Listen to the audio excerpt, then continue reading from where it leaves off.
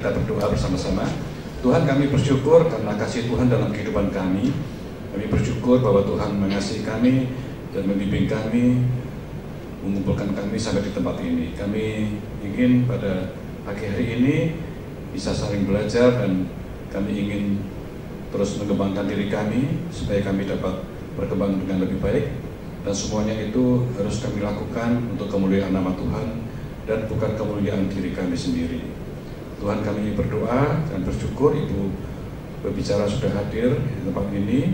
Kiranya Tuhan berkati pekerjaan dan pelayanannya di Tria Karya, dan kiranya Tuhan juga yang membimbing supaya dapat berkarya lebih bagus dan juga untuk kepentingan Tuhan dan juga untuk masyarakat.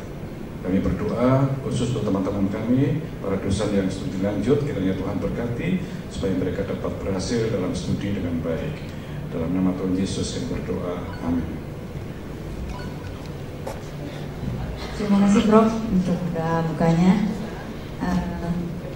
Ya, hari ini saya mungkin mewakili Bapak Victor yang mungkin ada urusan di kedutaan. Jadi saya sebenarnya tidak memberikan sambutan apapun ya, hanya mungkin saya mengulas sekitar ini saja lecture series yang akan diadakan selama bulan Oktober. Tanggal 3 sudah, tanggal 10, hari ini tanggal 17, Becoming a Learning Person in a Transforming World. Dan nanti ada tanggal 24, itu Application of Regression Model in Economics. Jadi untuk mahasiswa juga boleh belajar di sini untuk penggunaan SPSS maupun model-model ekonomi yang bisa dipakai untuk penulisan tesis maupun skripsi nanti. Nah, kemudian sebenarnya ada satu lagi nih, tanggal 31 Oktober, itu seminar pasar modal. Ya, jadi itu memang tidak dicantumkan di sini karena memang tidak wajib, dan itu untuk yang mereka yang tertarik terutama dalam bidang manajemen investasi dan portofolio. Nah, itu boleh datang tuh, bagus sekali. Nanti adanya tanggal 31 Oktober. Jadi full kita bulan Oktober tuh 5 minggu terisi semua gitu. Dengan pembicara-pembicara yang memang sudah berkualifikasi ya, kita undang ke sini. Itu aja. Mungkin untuk menghemat waktu kita bisa persilahkan Ibu Dr. Carlina boleh, dan juga moderator kita hari ini yang saya hormati Pak Sugeng mewakili. Kedepannya saya serahkan kepada Bapak ya Pak. Terima kasih Bu Colin. Selamat pagi Ibu Bapak. Saya ini ditugaskan menjadi moderator Ibu Dr. Carlina. Pagi Ibu. Cuman saya nggak diberikan CV-nya, jadi saya tadi lari sebentar gitu ya, browsing, saya dapat dari Wikipedia, dan ini updated akhir September, jadi kayaknya masih benar begitu ya. Baik, kami perkenalkan kepada Ibu Bapak Dr. Carlina Supeli. Beliau lahir di Jakarta 15 Januari ya. Menempuh pendidikan sarjananya di bidang astronomi Institut Teknologi Bandung. Memiliki minat terhadap fisika, matematika, dan metafisika. Jadi beliau ini memiliki perhatian akan isu-isu kemanusiaan. Nah, pada 19 Februari 98 memimpin demonstrasi bersama aktivis Suara Ibu Peduli. Nah, ini buahnya adalah nanti hari Senin. Jadi di gedung MPR sana kita akan dapat presiden baru. Ini buah dari aktivis Suara Ibu Peduli juga nih, yang waktu itu menuntut turunnya harga susu. Jadi harga susu buat bayi maksudnya ya. Nah, itu waktu itu memang mahal sekali, jadi dituntut turun nih. Nah, pendidikan dari Dr. Carlina ini, pendidikan tingginya dimulai dari Fakultas Matematika dan Ilmu Pengetahuan Alam, jurusan astronomi pada tahun 81. Kemudian beliau menuju ke Inggris di University of College ya, di bidang Space Science, mendapat MSc sampai program doktor. Selanjutnya beliau studi filsafat di program Pascasarjana Universitas Indonesia sampai memperoleh gelar doktor di bidang ilmu filsafat.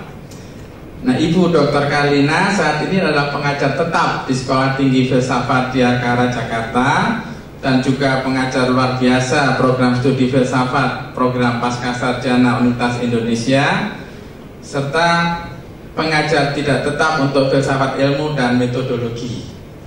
Nah, untuk menyingkat waktu, kami persilakan kepada Dr. Carlina. Silakan Ibu.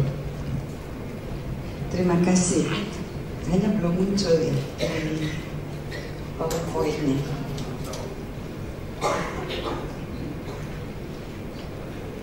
Para Ibu, Bapak dosen, guru besar, saudara-saudara peserta Magister Manajemen ya, tapi juga ada S1 di sini para mahasiswa. Selamat pagi. Saya pertama-tama ingin mengucapkan terima kasih yang sebesar-besarnya karena saya diundang hadir justru di sebuah program studi yang kalau melihat latar belakang saya tadi memang sangat jauh dari bidang keilmuan yang diajarkan di sini. Saya diminta untuk memang kemudian kami memberi tema tentang bagaimana menjadi manusia. Saya terjemahkan learning person itu manusia pembelajar. Di dalam dunia yang sedang berubah, ini bukan tema yang mudah. Lalu saya tambahkan, karena kita bicara di perguruan tinggi, ini adalah sebuah universitas, jadi saya tambahkan bagaimana menjadi manusia terdidik sekaligus pembelajar. Karena seorang yang terdidik belum tentu dia pembelajar. Dia bisa saja begitu menerima ijazah lalu merasa bahwa proses belajarnya sudah selesai. Jadi dia terdidik, tetapi dia bukan pembelajar. Karena manusia yang pembelajar itu tidak akan pernah berhenti seumur hidup untuk terus memperoleh pemahaman tentang bagaimana dunia yang berubah dan sangat kaya. Tetapi saya juga akan menaruh perhatian, terutama tema pagi hari ini adalah bagaimana kita semua yang hadir di sini adalah warga dari sebuah komunitas akademik, komunitas universitas.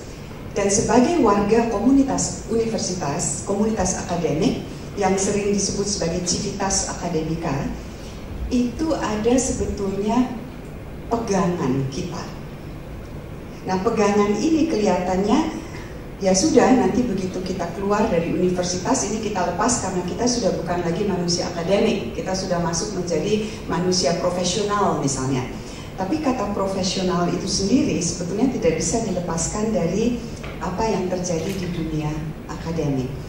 Profesi itu kalau sekarang saya lebih senang sambil jalan-jalan ya. Jadi karena ini saya ya Bapak Ibu dosen di sini mengerti kalau terbiasa mengajar itu lebih enak kalau tidak terpaku duduk seminar gitu. Saya ingin tanya ke salah seorang mahasiswa S1, yang S1 ada di sini. Saya tanya Anda, sudah ditunjuk oleh temannya. Kalau saya bertanya pada Anda profesi itu, Anda kan nanti akan jadi Anda akan menjadi seorang profesional di bidang manajemen, ekonomi lah ya misalnya. Apa itu artinya profesi?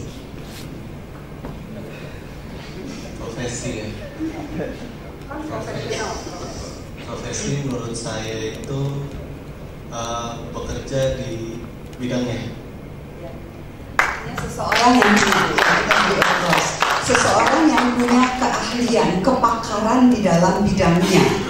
Dan seringkali juga ya karena dia menjadi pakar di bidangnya, seringkali dia juga lalu dibayar mahal sesuai keahlian. Dia akan diterima bekerja di tempat-tempat tertentu karena kepakarannya. Satu hal yang sangat penting dan kerap dilupakan sekarang ini, profesi itu akar katanya adalah profitere. Dan itu sebetulnya berarti sumpah publik, janji publik. Ketika Anda lulus, Anda di wisuda, saya tidak tahu di sini, tapi umumnya di universitas Anda mengucapkan janji publik bahwa Anda akan mengabdikan ilmu Anda untuk 1, 2, 3. Nah, kata ini kembali ke masa yang lampau sekali zaman Yunani, tetapi sumpah dokter lahir dari situ. Maka muncul kata profesi, bahwa Anda membuat janji publik karena Anda memiliki keahlian, Anda akan memanfaatkan keahlian Anda untuk kepentingan umat manusia, kepentingan bersama, kepentingan di bidang tertentu. Jadi ada kepakaran, keahlian, kum itu tambahan, keahlian dengan sekaligus pengabdian Anda. Bahwa pengabdian itu dibayar, itu menjadi hak Anda. Tetapi ada hal yang sering dilupakan yang akan saya bahas, bahwa itu terikat dengan seluruh hidup akademik. Jadi begitu lulus tidak berarti hidup akademik itu ditinggalkan, walaupun Anda menjadi profesi, karena kaitan antara janji sarjana dan profesi Anda. Tapi sehari-hari kita memang lupa. Saya mudah-mudahan cukup jelas gambarnya. Mengapa orang memilih jenjang pendidikan tinggi? Sudah S1, mula-mula masuk S1, lalu S2, macam-macam. Saya mau tanya lagi yang S2 sekarang, yang S2 yang depan.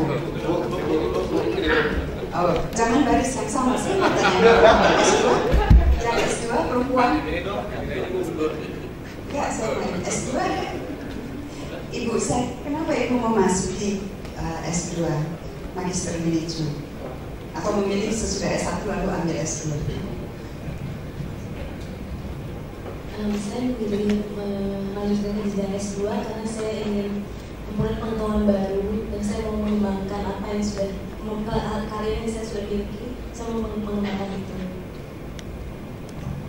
Salah satunya jadi adalah untuk menambah keahlian, keilmuan, lalu mendapat pemahaman yang baru. Jadi ada macam-macam. Tentu saja kalau saya menggambar di sini macam-macam. Untuk gelar sarjana di S1 bisa untuk menambah penghasilan, bisa untuk menjadi selebriti supaya populer, memanfaatkan keahliannya. Leadership, kurang jelas gambarnya, minta maaf. Mau menjadi peneliti, menjadi ilmuwan, atau untuk melayani, apapun motif pribadi setiap orang untuk masuk ke perguruan tinggi. Ada satu hal yang sangat mendasar yang saya kutip dari seorang pemikir di sini. Apapun tujuan Anda, lulus dari perguruan tinggi, universitas punya satu fungsi yang sangat penting. Profesi apapun yang diluluskannya, tugas universitas adalah menghasilkan warga negara yang baik. Jadi walaupun Anda seorang ahli hukum, seorang ahli manajemen, seperti saya misalnya dalam bidang filsafat ilmu, tetap kita berhutang kepada universitas, dan universitas punya tugas menghadirkan kita dengan segala keahliannya itu sebagai seorang warga negara yang baik. Tapi pertanyaannya, apakah orang yang baik, Bapak ini orang sekali secara moral? Saya percaya. Tapi apakah juga warga negara yang baik? Atau sebaliknya, seseorang yang merupakan warga negara yang baik, patuh hukum, setia menjalankan apa yang ditugaskan oleh konstitusi kepada warga negara, tapi apakah dia secara moral baik? Nah, ini pertanyaan yang kita menganggap orang baik ya orang baik. Tapi orang baik belum tentu warga negara yang baik. Dia sangat baik. Aduh, orangnya baik, tapi kok korup ya? Tiba-tiba ketahuan bahwa dia korupsi. Kita terkejut, banyak sekali hal-hal seperti itu. Nah, ini pertanyaan-pertanyaan yang mendasar. Dalam dunia yang berubah masuk ke abad ke-21 sekarang, godaan-godaan itu semakin besar dan semakin canggih cara kita melakukan penipuan-penipuan misalnya. Lalu tantangan bagi dunia keilmuan, bagi profesi juga tidak mudah. Ada 10 nasihat yang diberikan oleh Harvard School of Government bagi, bisa dibaca nggak? Bisa ya. 10 nasihat bagi mahasiswa untuk memahami atau kemudian terjun ke dalam dunia yang sedang berubah ini kalau pakai istilah panitia.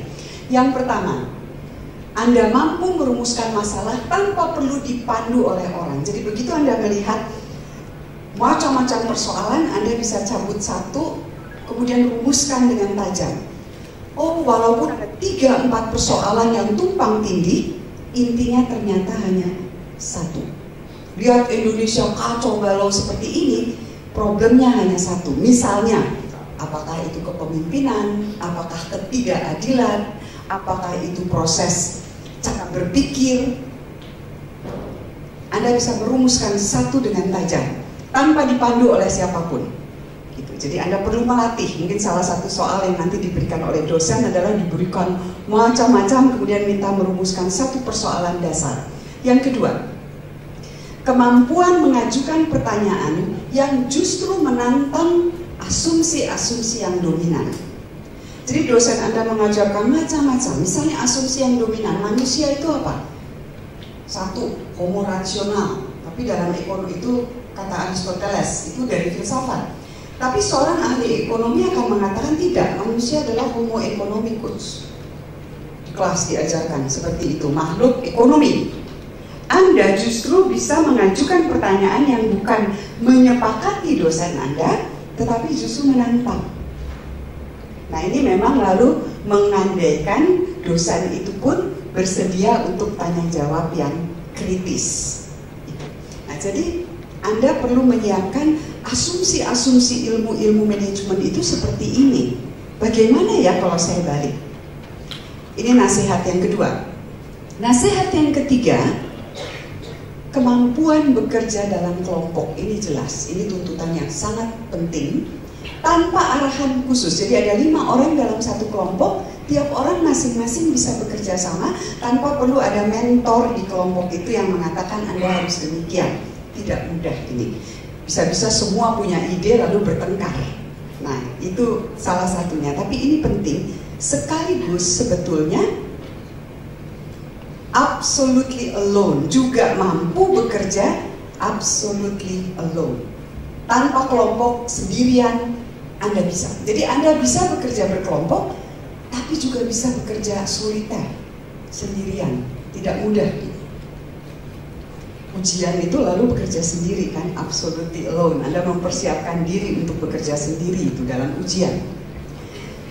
Ini sudah sering Anda dengar, kemampuan membujuk, meyakinkan orang lain bahwa pandangan Anda betul. Saya tidak pakai kata benar, karena benar dan betul tidak sama.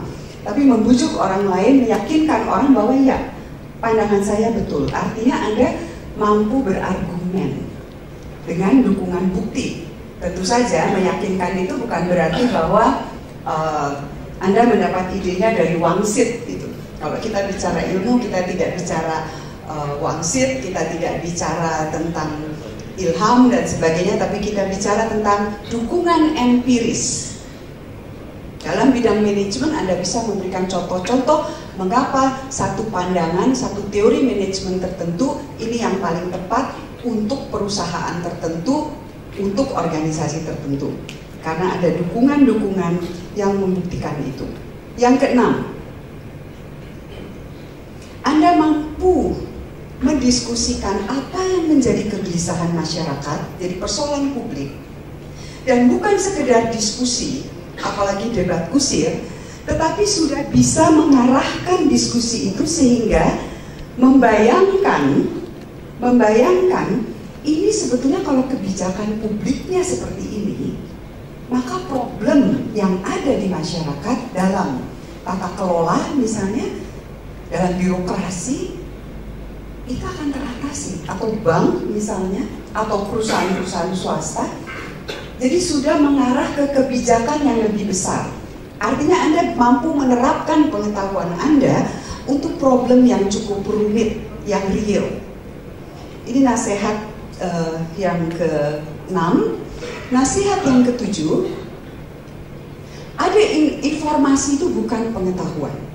Anda masuk ke Google, cari informasi tentang teori-teori manajemen misalnya, atau teori-teori ekonomi, Anda dapat ratusan ribu informasi. Bagaimana dari informasi itu Anda menghasilkan pengetahuan? Ini berbeda. Jadi membuat informasi yang Anda peroleh itu menjadi suatu konsep dan menghasilkan pola pengetahuan yang teratur. Saya bisa punya informasi tentang macam-macam jenis beras, tapi bagaimana informasi tentang beras itu kemudian saya jadikan sebuah konsep tentang makanan pokok untuk masyarakat di Pulau Jawa, tapi bukan makanan pokok masyarakat di Papua misalnya. Nah, itu menghadirkan pengetahuan dari macam-macam informasi tentang beras contohnya. Jadi ada pola yang baru di situ. Nasihat dari Harvard School of Government yang ke-8, ini juga menarik informasi secara cepat dari data yang acak. Kalau baca koran itu kan macam-macam beritanya. Satu hal lembar itu saja kan beritanya macam-macam. Sebelah kiri berita tentang hukum, sebelah kanan tentang politik, ekonomi dan sebagainya. Tapi Anda baca, saya menyebutnya istilahnya scanning. Jadi membaca dengan cepat sekali. Ini kemampuan mahasiswa harus punya kemampuan membaca cepat, menangkap kata yang sangat penting. Cepat sekali scanning, lalu oh ya ternyata dalam bidang ekonomi informasi yang paling penting sekarang adalah ini, catat. Jadi kemampuan menarik informasi atau mendengar diskusi. Mendengar diskusi lalu tarik informasi yang paling penting. Lalu yang ke-9, kemampuan berpikir ini kemampuan berpikir ilmiah, induktif, deduktif, dan yang jarang disebut dialektik. Induktif itu berarti dari data yang banyak, sudah kita bicarakan informasi yang banyak, kemudian Anda menarik kesimpulan umum. Besi dipanaskan memuai, tembaga dipanaskan memuai, aluminium dipanaskan memuai, tarik kesimpulan umum, semua logam dipanaskan memuai. Ambil dalam manajemen misalnya, menyangkut manusia kadang-kadang induktif agak sukar, tetapi tetap bisa ditarik pola umum. Deduktif sebaliknya, dari konsep yang besar, teori manajemen, silahkan pilih salah satu, atau teori ekonomi tertentu, pilih salah satu, ditarik kemudian hal-hal yang khusus. Dari konsep homo economicus, ditarik konsep yang sangat khusus di suatu masyarakat misalnya. Dialektik itu adalah mempertentangkan. Ini sangat penting, yang paling penting di tingkat universitas apalagi S2 itu adalah berpikir dialektik. Anda mempertentangkan dua gagasan lalu menghadirkan sesuatu sintesis yang baru. Dari yang kiri mungkin terbuang separuh, dari yang kanan terangkat separuh, Anda menghasilkan suatu pemikiran baru. Biasanya di tingkat magister itu kan membuat tesis, bisa membuat tesis, bisa membuat makalah. Nah, ini bisa diuji di dalam makalah. Anda punya dua teori ekonomi misalnya, lalu Anda coba pertentangkan untuk kemudian menghasilkan suatu pola baru. Yang ke-10, yang terakhir, kemampuan mendekati masalah secara heuristik. Heuristik itu sederhananya adalah berpikir intuitif. Intuitif itu bukan lalu sekedar feeling ya. Anda punya intuisi ekonomi kalau Anda sudah terlatih dalam bidang ekonomi.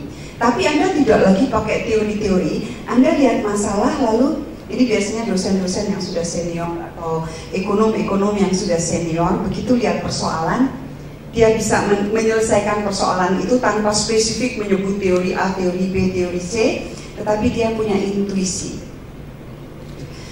Albert Einstein, semua pernah dengar nama Albert Einstein, mengatakan bahwa sains terutama 80% adalah intuisi. Dan intuisi itu sekali lagi bukan jatuh dari langit. Penemu penicillin, Alexander Fleming, itu penemuannya itu sangat kebetulan. Dia meninggalkan laboratoriumnya untuk ikut dalam perang. Dia tinggalkan beberapa bulan, kemudian ketika dia kembali, dia meninggalkan waktu itu cawan-cawan Petri, cawan-cawan percobaan yang berisi macam-macam larutan. Lalu dia pulang, dia lihat kok larutannya kotor. Lalu dia bawa dia mau cuci. Tapi ketika dia mau cuci cawan Petri itu, dia lihat loh, kok kotornya polanya aneh, bukan sekedar debu yang menempel. Jadi intuisinya mengatakan jangan cuci, ini ada sesuatu ini pola. Lalu dia bawa ke bawah mikroskop, dia melihat bentuk yang aneh. Lalu dia ambil larutan ini yang nampak seperti kotoran itu, lalu dia bubuhkan ke bakteri tertentu. Ternyata bakterinya mati. dia menghasilkan penemuan penisilin untuk pertama kali. Lalu dia selidiki dari mana datangnya pola ini. Lalu dia perhatikan ternyata jendela laboratoriumnya itu tidak tertutup rapat. Dan di luar itu ada tanaman yang itu menghasilkan penisilin. Kalau kita yang berada di laboratorium itu tidak punya intuisi tentang biologi misalnya, ya kita cuci kan, kita buang saja, kita cuci. Ini yang dimaksud dengan intuisi, bahwa dia sudah terbiasa melihat ada sesuatu pola yang tidak biasa dan dia tahu ada informasi di situ. Ini yang dimaksud. Jadi mendekati masalah secara heuristik. Maka para mahasiswa baik S1 maupun S2, latihlah intuisi di bidang yang mau Anda kembangkan. Sangat penting dan sangat berharga. Ini adalah 10 kemampuan kognitif, artinya kemampuan akal budi kita. Tetapi kita tahu hidup bukan hanya akal budi. Manusia itu adalah suatu keutuhan. Sebelum itu semua dicapai, saya ingin mengajak kita semua sama-sama, termasuk saya sendiri, yang tadi saya sampaikan di awal. Apa artinya hidup sebagai mahasiswa, sebagai dosen, sebagai guru besar, sebagai calon magister manajemen yang masih ada di kampus. Civitas akademika, sedikit saja. Tentu saja yang mahasiswa akan merasa bahwa hidup akademik itu adalah berada di dalam gerbong kereta api kesengsaraan.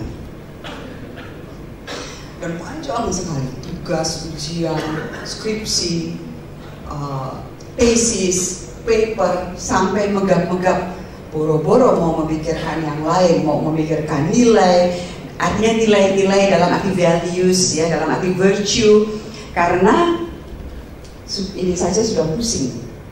3 dosen kasih 3 tugas yang berbeda dan semuanya makalah mungkin. Tapi tugas yang menyengsarakan itu sebetulnya hanya bagian kecil dari hidup akademik. Hidup akademik jauh lebih besar dari itu dan menuntut lebih banyak dari pola pikir. Kalau sekarang revolusi mental itu akan menjadi paradigma dalam strategi kebudayaan dan kita ingin terlibat di dalamnya karena kita bukan karena mau ikut keren, bukan karena mau populer, tetapi karena kita sadar betul bahwa cara berpikir, cara bersikap, dan cara bertindak bangsa ini memang perlu berubah, banyak yang perlu berubah. Maka hal-hal yang pertama-tama perlu kita pertanyakan adalah bagaimana hidup saya sebagai warga akademik. Apakah saya sudah layak disebut seorang warga civitas akademika sebelum menjadi warga negara, misalnya. Jadi ini hanya bagian kecil saja, karena begitu Anda memutuskan masuk ke universitas S1, apalagi di S2, dan apalagi nanti kalau yang mau melanjutkan ke S3, Anda sedang belajar tradisi intelektual. Intelektual artinya tradisi berpikir dan bukan sembarangan berpikir, tapi berpikir dengan kaidah-kaidah yang tertata rapi. Itu tradisi intelektual. Sekaligus Anda sedang membiasakan diri hidup dengan integritas. Dan Anda mengembangkan otonomi. Otonomi itu bukan berarti seenaknya, tetapi otonomi. Oto itu sendiri, nomi itu dari nomos, aturan-aturan. Jadi universitas itu punya otonomi. Tetapi dalam seperti kita, saya mengerti Ukrida swasta, yayasan STF Griarkara juga demikian, otonomi menjadi problem karena struktur aturan pemerintah dan sebagainya. Dan saya kira yayasan perguruan tinggi swasta itu semua bergabung dan betul-betul mau memperjuangkan otonomi. Tetapi nanti kita akan lihat bahwa orang bisa tidak otonom, tetapi tidak kehilangan integritasnya. Jadi 2 hal yang sangat penting. Kita akan coba lihat sebentar saja. Akademi itu dari kata Latin. kembali ke akarnya. Kalau bicara filsafat selalu kembali ke filsafat Yunani yang dalam tradisi ilmu-ilmu. Ini adalah tempat di mana Platon itu filsuf abad ke-5 sebelum Masehi, itu mengumpulkan murid-muridnya lalu duduk berdiskusi. Jadi kalau kita bicara akademi, bicara universitas itu dulu disebut akademi, maka hidup akademik. Sebetulnya kita membicarakan membawa serta tradisi sudah 2500 tahun. Jadi tradisi yang sangat panjang. Tradisi integritas, otonomi, dan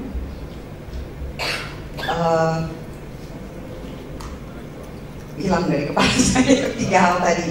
Tradisi integritas, otonomi, saya balikin, intelektual. Ya. Sejak abad ke-19, Anda semua menjadi komunitas cendekia, intelektual. Itu Indonesia ini cendekia.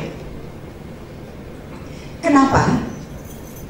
Karena kita semua percaya bahwa pengetahuan itu punya kebaikan. Kalau tidak kan kita tidak akan mencari pengetahuan, Mbak, tadi. Saya ingin mendapatkan pengetahuan yang baru. Jelas itu penting untuk profesi, sehingga dalam pekerjaan saya mampu mengatasi persoalan-persoalan yang sebelumnya tidak bisa saya selesaikan. Ini saja sudah sebuah kebaikan. Ada persoalan yang kemudian mau diselesaikan.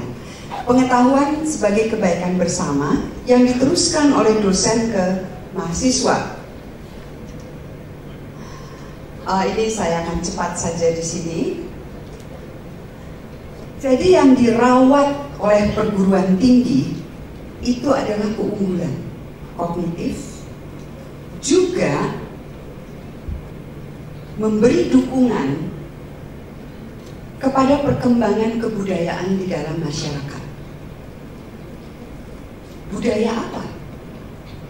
Tergantung apa yang dikembangkan oleh universitas. Kalau budayanya adalah budaya kompetisi tidak sehat, maka lulusannya akan membawa serta. Dan itu yang disumbangkan kepada masyarakat. Kalau yang diperjuangkan, dirawat di dalam universitas adalah tradisi yang tidak menghargai integritas pribadi, membiarkan plagiarisme, contek-menyontek itu terjadi. Mencontek itu bagian dari plagiarisme. Maka yang dibawa ke masyarakat adalah kebiasaan itu. Jadi menyumbang pada dukungan kultural, itu tugas di universitas. Idealnya adalah memang lalu kita semua punya kebebasan akademik. Berdasarkan keilmuan, Anda boleh mengajukan argumen-argumen apa saja, asal menurut metode yang tepat. Jadi ada yang disebut kebebasan mimbar akademik. Itu sebetulnya sesuatu yang redundant, berlebihan. Kita cukup sebut sebagai kebebasan akademik, dan ini dilindungi oleh hukum. Seorang dosen tidak bisa dibawa ke pengadilan karena kuliah-kuliah yang dia sampaikan di dalam kelas. Tidak bisa. Walaupun pernah terjadi, tapi tidak bisa. Karena dia dibebasi secara hukum oleh kebebasan akademik. Nah, jadi ini penting sekali supaya ilmu bisa berkembang. Ini saya lewati saja, tapi pernah terjadi intervensi kepentingan. Pemerintah punya kepentingan karena yang diluluskan ini nanti adalah sarjana-sarjana, magister yang punya keahlian dalam bidang ekonomi, dalam bidang manajemen, dalam bidang kedokteran misalnya. Tentu negara punya kepentingan. Bisnis juga punya kepentingan. Industri punya kepentingan. Tetapi bagaimana Anda semua ketika masih menjadi warga sivitas akademika, Anda tetap otonom dan memegang integritas. Ini ada cerita yang saya senang sekali di sini. Waktu kita masih kecil, kita punya cita macam-macam. Saya mau jadi ini, saya mau jadi itu, saya mau meneliti bidang penelitian Anda apa? Manajemen sumber daya manusia. Lalu Anda Oke, tempat yang paling tepat S2. Tempat yang paling tepat bagi saya adalah masuk ke Ukrida misalnya, S2. Kemudian saya akan melakukan penelitian dengan sangat serius, tapi pada akhirnya ternyata penelitian saya adalah bidang spesifiknya apapun yang profesor saya katakan. Artinya Anda tidak selalu punya kebebasan karena kami alami di STF, saya mau masuk, mau memilih ini, kami akan mengatakan maaf, dalam perguruan tinggi ini, di program studi ini, kami tidak mengembangkan bidang itu, jadi silakan pilih yang sejenis, tetapi tetap masih menjadi hasrat Anda. Artinya, cita-cita anak-anak yang mau jadi apapun juga, itu pada akhirnya ketika masuk perguruan tinggi dihadapkan pada tembok realitas. Tidak semua yang kita kehendaki bisa terlaksana. Ketika sudah lulus, menjadi asisten profesor misalnya, lebih lagi. Saya akan melakukan penelitian apapun yang dikatakan oleh komite universitas. Di universitas ada komite guru besar misalnya. Anda tidak bisa melakukan penelitian ini karena yayasan akan mengatakan dananya tidak ada. Dananya diarahkan untuk yang lain. Jadi yang mengikat pinggang kita itu makin kuat. Ketika kita masih kecil kita bebas kemana-mana, tapi sesudah kita dewasa kaki pinggang kita itu diikat makin kencang. Sesudah profesor, saya akan meneliti apapun yang tergantung dana yang diberikan. Dan pada akhirnya saya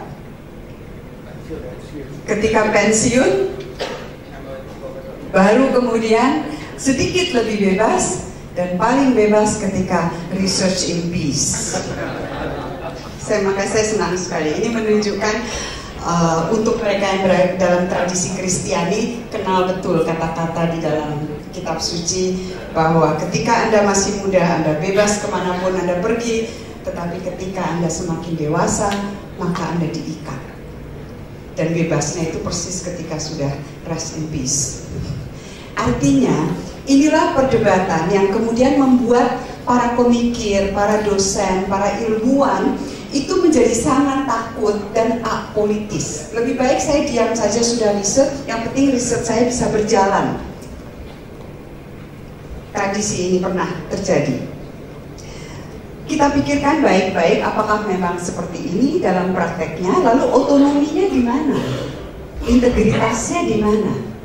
Nah, sekarang apa persisnya otonomi dan integritas? Saya akan menekankan 3 hal ini dan meringkas saja. Nanti bahan ini sebetulnya bisa saya berikan, kalau mau di copy saya bisa tinggalkan di copy, jadi Anda tinggal baca karena saya lebih senang kalau kita kemudian berdiskusi. Jadi saya akan lewati banyak, Anda baca nanti. Yang terpenting juga di Indonesia terutama adalah tridharma perguruan tinggi. Tridharma perguruan tinggi berarti hidup Anda, baik mahasiswa maupun para dosen, itu mengikat pengajaran dan pendidikan dengan penelitian. Jadi ilmunya selalu baru. Maka rapat kurikulum kan biasanya berapa? 1-2 tahun sekali, 3 tahun sekali perbaikan kurikulum. Keterpaduan ilmu dengan pendidikan dan ilmu dengan pencerahan publik, pengabdian masyarakat. Ini sangat penting. 3 hal ini menjadi tugas bukan hanya dosen, mahasiswa. Maka ada bidang kemasyarakatan, tadi pagi saya diwawancara oleh TV Kampus. Nah, saya kira TV Kampus itu bagian dari proses mendidik mahasiswa untuk terlibat di dalam kegiatan-kegiatan non-akademik tapi yang berguna. Jadi reproduksi ilmu, pelatihan profesional, produksi informasi, pendidikan umum, ini lembaga pendidikan. Lalu yang keempat, yang kerap dilupakan, itu peran publik para dosen. Maka dalam BKD semua mengisi BKD kan, mahasiswa nanti akan tahu beban kerja dosen, itu harus dilaporkan. Tiap semester pengabdian masyarakatnya apa. Ini yang menjaga sebetulnya upaya integritas. Ini saya lewati saja, kita akan lihat. Berarti kita tidak bisa apolitis, kita harus melek politik, dan jangan takut bahwa politik bukan sesuatu yang buruk. Politik adalah yang kita lihat di Senayan dan di sekitar kita itu memang buruk. Tetapi kembalikanlah ke akar katanya, polis untuk kebaikan hidup bersama. Nah, di kampus latihlah politik, bukan kemudian dengan cara yang anarki, tetapi bagaimana bidang ilmu Anda itu penting secara politis, karena tata kelola ekonomi, tata kelola perusahaan, tata kelola negara sangat bergantung pada apa yang sedang Anda pelajari. Ini membantu Anda terlibat secara konseptual. Ini kurang jelas, ini saya lewati saja. Sekarang pengertian ini. Integritas itu keutuhan pribadi Anda. Integritas itu menuntut kejujuran intelektual. Integritas itu menuntut Anda bersikap sama antara apa yang Anda katakan dan yang Anda kerjakan. Itu integritas. Otonomi itu Anda bisa mengemukakan pandangan-pandangan yang tidak ditekan oleh kepentingan ideologi, ekonomi, politik, apapun. Tetapi ini seringkali sukar, dalam arti Anda universitas mau melakukan penelitian, ini para guru besar paham betul, para dosen paham betul, mau melakukan penelitian bidang A, tetapi dana yang tersedia adalah untuk bidang B. Maka dia tidak bebas menentukan arah pilihannya. Tetapi ketika toh akhirnya dia ikut memilih penelitian dalam bidang B, mengembangkan ilmu dalam bidang B, integritasnya tidak hilang. Dia tetap jujur setia. Anda masuk ke perusahaan, sebetulnya cita-cita Anda adalah saya mau masuk ke perusahaan tertentu karena ada yang sudah bekerja di sini. Anda bekerja di bidang di bidang asuransi jiwa. Apakah itu cita-cita Anda dari dulu? Bukan. Anda mau tidak mau kemudian masuk ke situ karena itu pilihan yang paling mungkin, atau? Iya, karena peluang yang lebih baik. Peluang yang lebih baik. Ini salah satu contoh bahwa itu bukan cita-cita hasrat ideal, tetapi melihat ada peluang yang lebih baik. Anda tidak lagi otonom, dan di dalam mengembangkan asuransi, pemahaman tentang asuransi, meyakinkan orang tentang pentingnya asuransi jiwa, tentu ada kriteria perusahaan yang perlu Anda patuhi. Anda tidak otonom, tidak sebebas-bebasnya, tapi tidak berarti saudara Edi ini kehilangan integritasnya. Itu yang penting. Jadi Anda bisa tidak otonom. Ini sebenarnya kata-kata dari Einstein. Kata-kata dari Einstein. Makhluk yang paling tidak otonom di muka bumi adalah ilmuwan, terutama. Jadi sebelum para profesional, sebelum para ahli ekonom, yang paling tidak otonom sebenarnya ilmuwan. Karena yang membiayai penelitian keilmuannya itu adalah entah perusahaan, entah negara. Tapi dia tidak kehilangan integritas. Dia tidak mengubah, tidak mengikuti pesan. Seringkali kan atasan mungkin yang paling tinggi mengatakan jangan dipublikasi ini, karena ini berbahaya. Nah, itu harus menjadi bahan pertimbangan.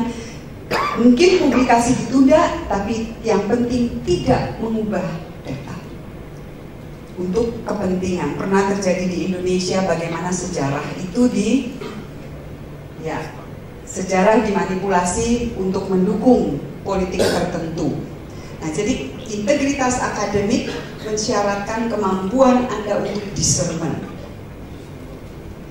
Saya memilih topik ini, saya memilahnya dari problem-problem ini sekaligus menolak semua bentuk kecurangan akademik. Saya berkali-kali ditanya untuk revolusi mental apa sih yang paling penting. Saya mengajak dunia pendidikan mulai dari tingkat, ya katakan SMA lah, SMP masih kita didik, SMA terutama perguruan tinggi untuk menerapkan keketatan sanksi bagi contek-menyontek, apalagi plagiarisme. Ada SMA di Jakarta, 2 yang saya tahu, SMA. Begitu mendaftar, orang tua sudah harus tanda tangan. Kalau siswa ketahuan menyontek, Tidak ada peringatan 1, 2, 3, langsung keluar. Di tempat kami, kalau kelihatan terbukti memang penyontek, tidak lulus dan tidak ada ulangan. Silakan ambil tahun depan kuliah yang sama. Kalau pada tingkat skripsi, dilihat kasusnya seperti apa, ulang. Dan harus dengan topik yang berbeda. Jadi sanksi yang sangat ketat. Karena apa? Karena contek-pencontek plagiarisme itu sebetulnya adalah bagian dari kecurangan akademik, itu adalah suatu korupsi. Maka korupsi adalah mencuri. Kenapa kita perlu mengutip pemikiran orang lain? Karena kalau kata Newton, setiap raksasa berdiri di atas pundak raksasa yang lain. Tidak ada ilmu yang berkembang tanpa bertopang ke pemikiran sebelumnya. Semua keahlian yang Anda miliki itu adalah hasil hutang Anda kepada pemikir-pemikir sebelumnya. Sebetulnya sesederhana itu. Nilai integritas kejujuran akademik itu. Kita memberi penghormatan kepada orang-orang yang pemikirannya membuat kita menjadi lebih pandai, menjadi orang yang terdidik dan terpelajar, dan terus-menerus mau belajar. Hutang kita. Dan kalau hutang kan dalam segi ekonomi ya harus dibayar, kalau tidak dikejar-kejar debt collector. Nah, dalam dunia akademi bukan debt collector, tapi komite etis biasanya. Nah, otonomi saya lewati, nanti silahkan dibaca karena sudah saya jelaskan tadi syarat-syaratnya apa. Kebebasan akademik ini, kolegialitas. Ini sering lemah juga di Indonesia, di universitas kolegialitas. Karena apa? Karena persaingan. Seringkali kolegialitas itu sangat penting di antara mahasiswa, sangat penting kolegialitas. Menghormati pikiran-pikiran yang berbeda, dan ini untuk juga mengembangkan pluralisme berpikir. Kita sekarang ini pluralisme kita menjadi problem sekali. Agama berbeda sudah membuat kita berantem sekarang ini, kan ngeri sekali situasinya. Maka rawatlah kolegialitas itu di dalam dunia universitas, dimulai dari situ. Karena justru perbedaan itu adalah sesuatu yang penting. Jadi komunitas, kita merawat etos kerjasama. Etos kerjasama, kompetisi penting. Karena dalam universitas, kalau Anda lulus bekerja sebagai seorang profesional, dunia abad 21 adalah dunia kompetitif. Tidak bisa disangkal. Tapi apakah kompetisi itu lalu harus menghancurkan kerjasama? Apakah kompetisi berarti pengejaran kepentingan-kepentingan individual dan menghancurkan tujuan bersama? Ini pertanyaan yang saya tunda untuk Anda nanti. Ini akan saya lewati saja, tapi saya akan menuju ke sebelum kita diskusi. Ini detailnya semua. Jadi dunia akademik bukan hanya kejujuran intelektual, tapi kemurahan hati dan kedermawanan intelektual. Anda perlu menuntut dosen-dosen Anda supaya dermawan secara intelektual, supaya murah hati secara intelektual. Artinya apa? Menyampaikan ilmu seterbuka mungkin, menyediakan bahan-bahan. Itu adalah kedermawanan intelektual. Tidak takut bahwa mahasiswa akan menyaingi kepintaran. Dosen yang sudah sampai pada tahap pengetahuan tertentu itu tidak takut bahwa ilmunya akan disaingi oleh mahasiswanya. Karena apa? Karena dia seorang pembelajar. Dia akan terus belajar.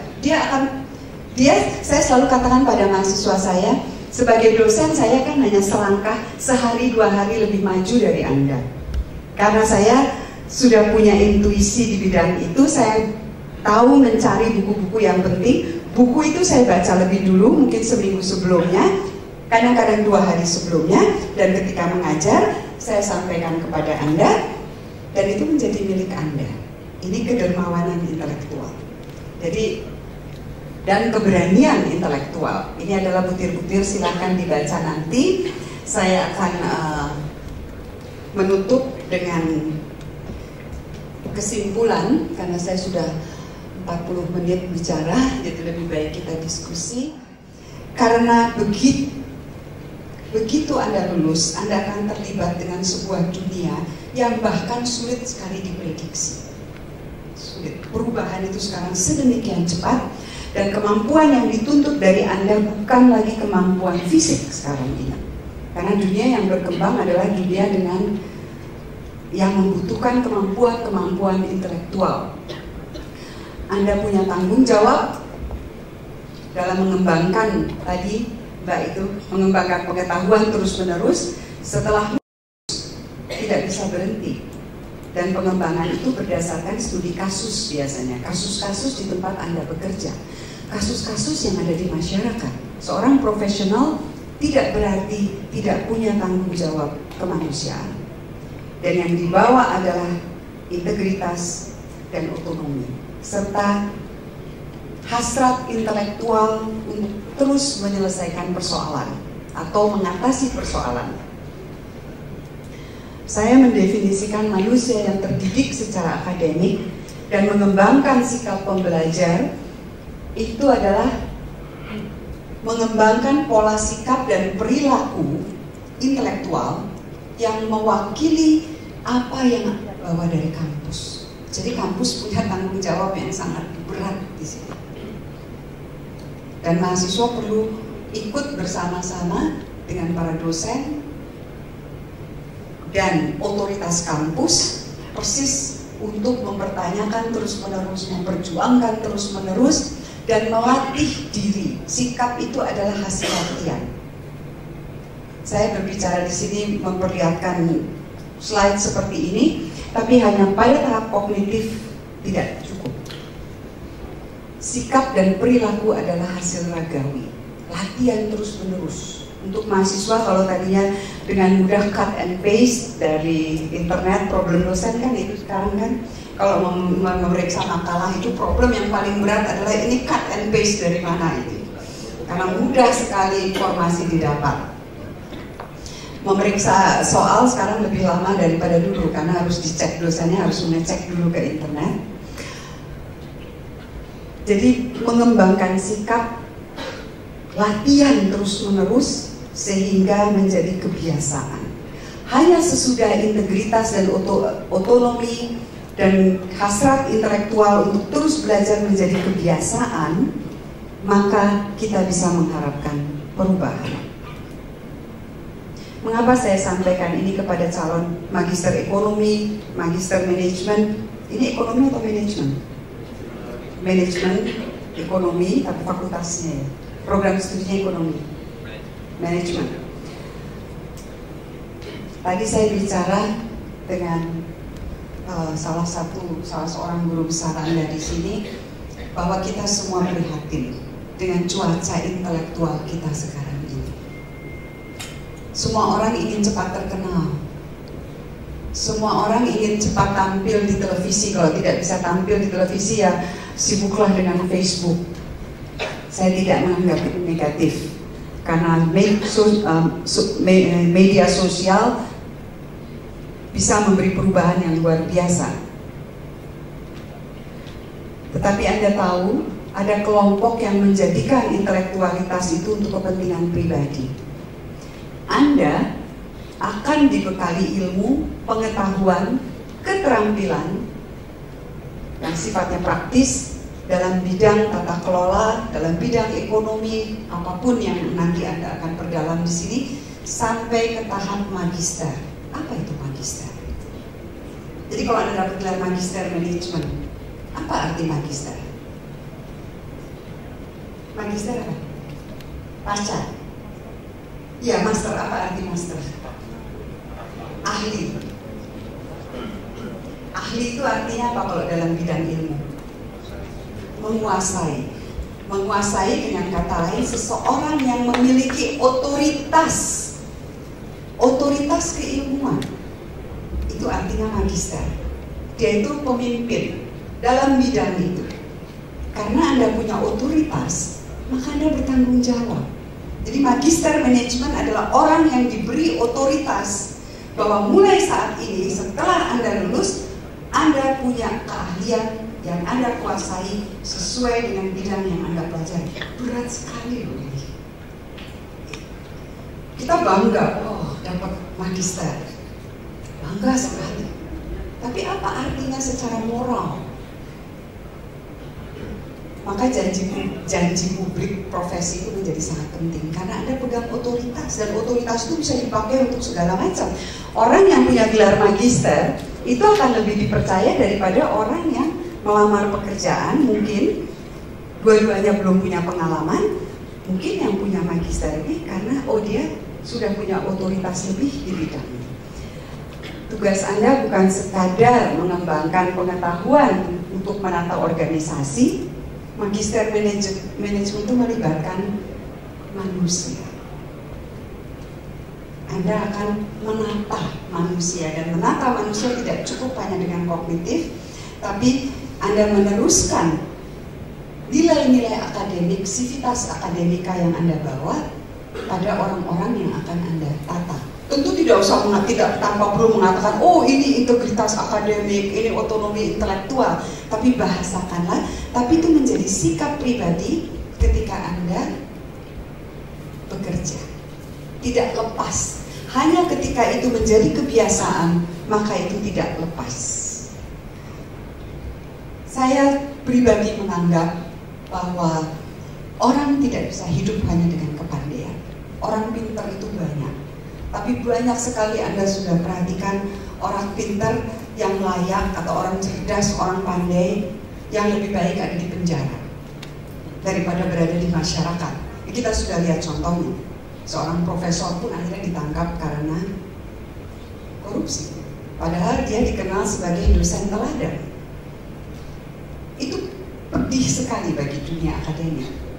Sangat pedih bahwa orang yang dibekali ilmu sedemikian dan diakui keilmuannya, akhirnya runtuh moral integritasnya. Nah, ini yang menjadi problem kita yang sangat serius, dan tugas Anda di masa depan, kami-kami yang ada di sini seperti saya sudah masuk usia senja. Fajar itu baru menyingsing bagi Anda yang muda-muda, apalagi yang S1 di sini. Jadi tugas Anda ke masa depan itu sangat berat. Anda akan punya otoritas di bidang yang Anda pelajari. Dan otoritas itu mengandaikan Anda punya kekuasaan. Dan kekuasaan bisa dipakai untuk apa saja. Kalau saya boleh berpesan walaupun lalu tampak menggurui, gunakanlah kekuasaan itu untuk kebaikan bersama. Bonum commune, itu khas dalam filsafat. Bonum commune, commune itu bersama. Kebaikan bersama. Apakah itu kebaikan bersama perusahaan, apakah itu kebaikan perusahaan yang kemudian menyumbang bagi masyarakat, bagi Indonesia, dan itu terakhir bagi manusia. Mulailah dari yang kelompok paling kecil.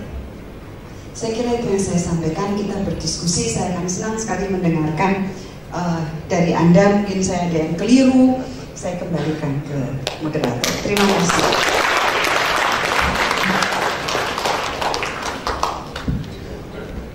Terima kasih Ibu Dr. Carlina, Ibu Bapak sekalian. Ya, baik. Kita telah mendengarkan paparan dengan jelas dan jernih tentang menjadi manusia terdidik dan pembelajar lewat pendidikan universitas. Saya sampaikan beberapa hal. Jadi yang pertama disampaikan tadi adalah tugas kita di sini semua adalah nantinya menjadi warga negara yang baik. Ya, warga negara yang baik. Dan tadi ada 10 nasihat bagi mahasiswa dari Harvard School of Government. Yang nomor 1 dan nomor 2 itu bagi saudara-saudara yang menulis tesis dan menulis skripsi, itu yang paling utama, yaitu merumuskan masalah dan mengajukan pertanyaan. Jadi masalah penelitian itu juga nomor 1 tadi. Terus hal yang terpenting adalah bahwa proses belajar kita ini adalah dengan tradisi intelektual, integritas, dan otonomi. Yang 3 hal ini kadang-kadang bertentangan, gitu ya. Kadang-kadang bertentangan, tetapi pesan dari Ibu Carlina adalah jangan sampai integritasnya hilang, gitu ya. Jadi intelektual, integritas, dan otonomi. Dan tadi disinggung tentang revolusi mental, dan ini menjadi warning bagi kita semua bahwa kita akan menerapkan ketepatan sanksi bagi plagiarisme, termasuk mencontek, ya. Kenapa? Karena ini dikategorikan sebagai korupsi, gitu ya. Dan orang pintar memang banyak, tetapi sayang sekali tadi ternyata lebih banyak orang pintar itu di penjara daripada di masyarakat, gitu ya. Jadi ini warning bagi kita semua. Dan itu beberapa poin penting yang kita tangkap. Sekarang kita buka diskusi, ada 40 menit bagi kita. Jadi kita mulai dari sayap sebelah kanan saya, 3 penanya. Dipersilahkan menyebutkan namanya ya, dan pertanyaannya singkat saja dan jelas ya. Nama saya Henry dari Magister Management. Yang saya ingin tanyakan Bu adalah ini Bu, gimana cara kita di tengah kebiasaan, mungkin kalau di Indonesia, kalau di government yang misal di Harvard tadi dari 10 kriteria yang diminta, gimana cara kita ngelatih seperti yang dikatakan seperti itu. Dan kalau kita latihan, kita kan nggak ada mentor. Misalnya kalau ibu tadi minta kita latihan, kita tahu dari mana cara pelatihan kita ini tepat atau tidak untuk kita. Karena mungkin pola belajar setiap orang lebih berbeda bobotnya, untuk ada yang bagiannya mungkin baca, untuk ada yang lebih senang dari pengalaman, berbagai macam. Jadi saya mau minta pendapat ibu, dan juga mungkin kalau dibilang kenapa di kampus orang suka mencontek atau dimodif lah dari pembelajaran sebelumnya, mungkin karena budayanya gini Bu, saya pikir ya, di universitas kita lebih arahnya kan ada formalitas.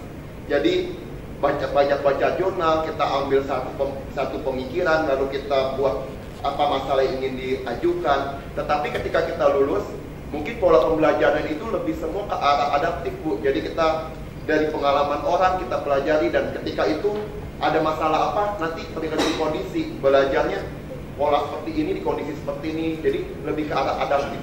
Nah jadinya saya pikir lebih baik, apakah menurut ibu pola belajar seperti apa sebenarnya dari yang bisa dipakai merata Bu, antara dari dunia pendidikan selama kita masih suatu saat akademis kita sampai kita lulus di dalam dunia profesionalisme. Nama saya Hendy dari Magister Management.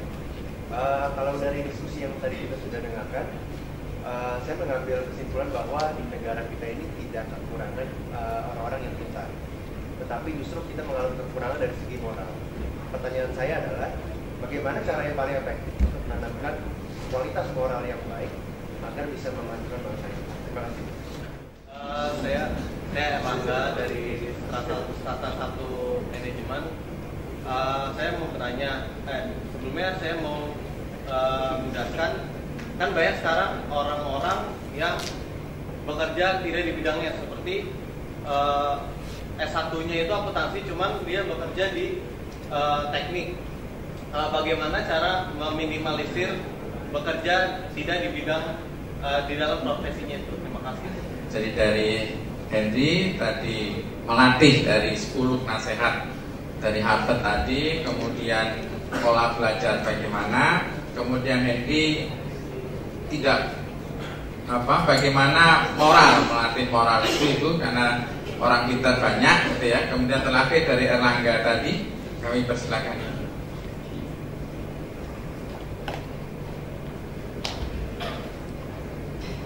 Terima kasih. Yang pertama Saudara Henry, yang 10 nasihat tadi itu disebut sebagai kemampuan yang minimal perlu Anda miliki untuk menghadapi tantangan dunia abad ke-21, sehingga kemudian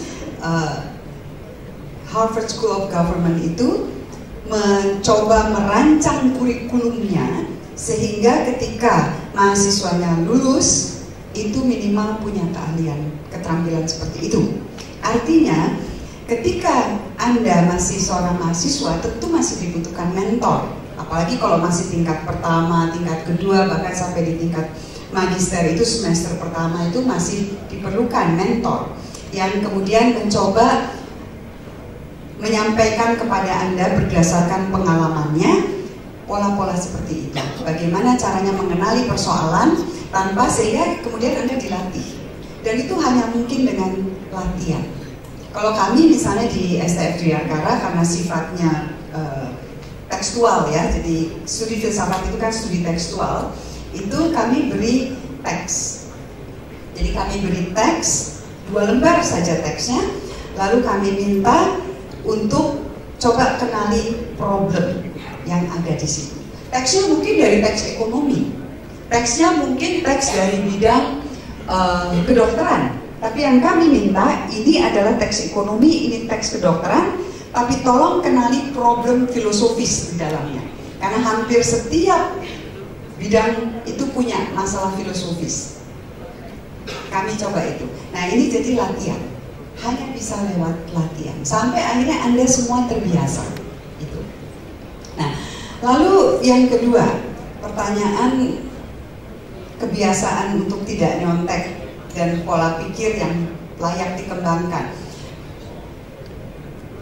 Ini sekaligus menjawab yang terakhir tadi ya Saudara Erlangga, bahwa setelah Anda lulus, peluang Anda untuk bekerja itu bukan lagi Anda yang tentukan. Tentu ada yang menjadi bagian dalam kontrol Anda, keahlian Anda. Tetapi dunia kerja itu sekarang ini kan tidak mudah. Pengangguran itu banyak. Dan orang menganggur bukan karena dia tidak punya keahlian, tetapi memang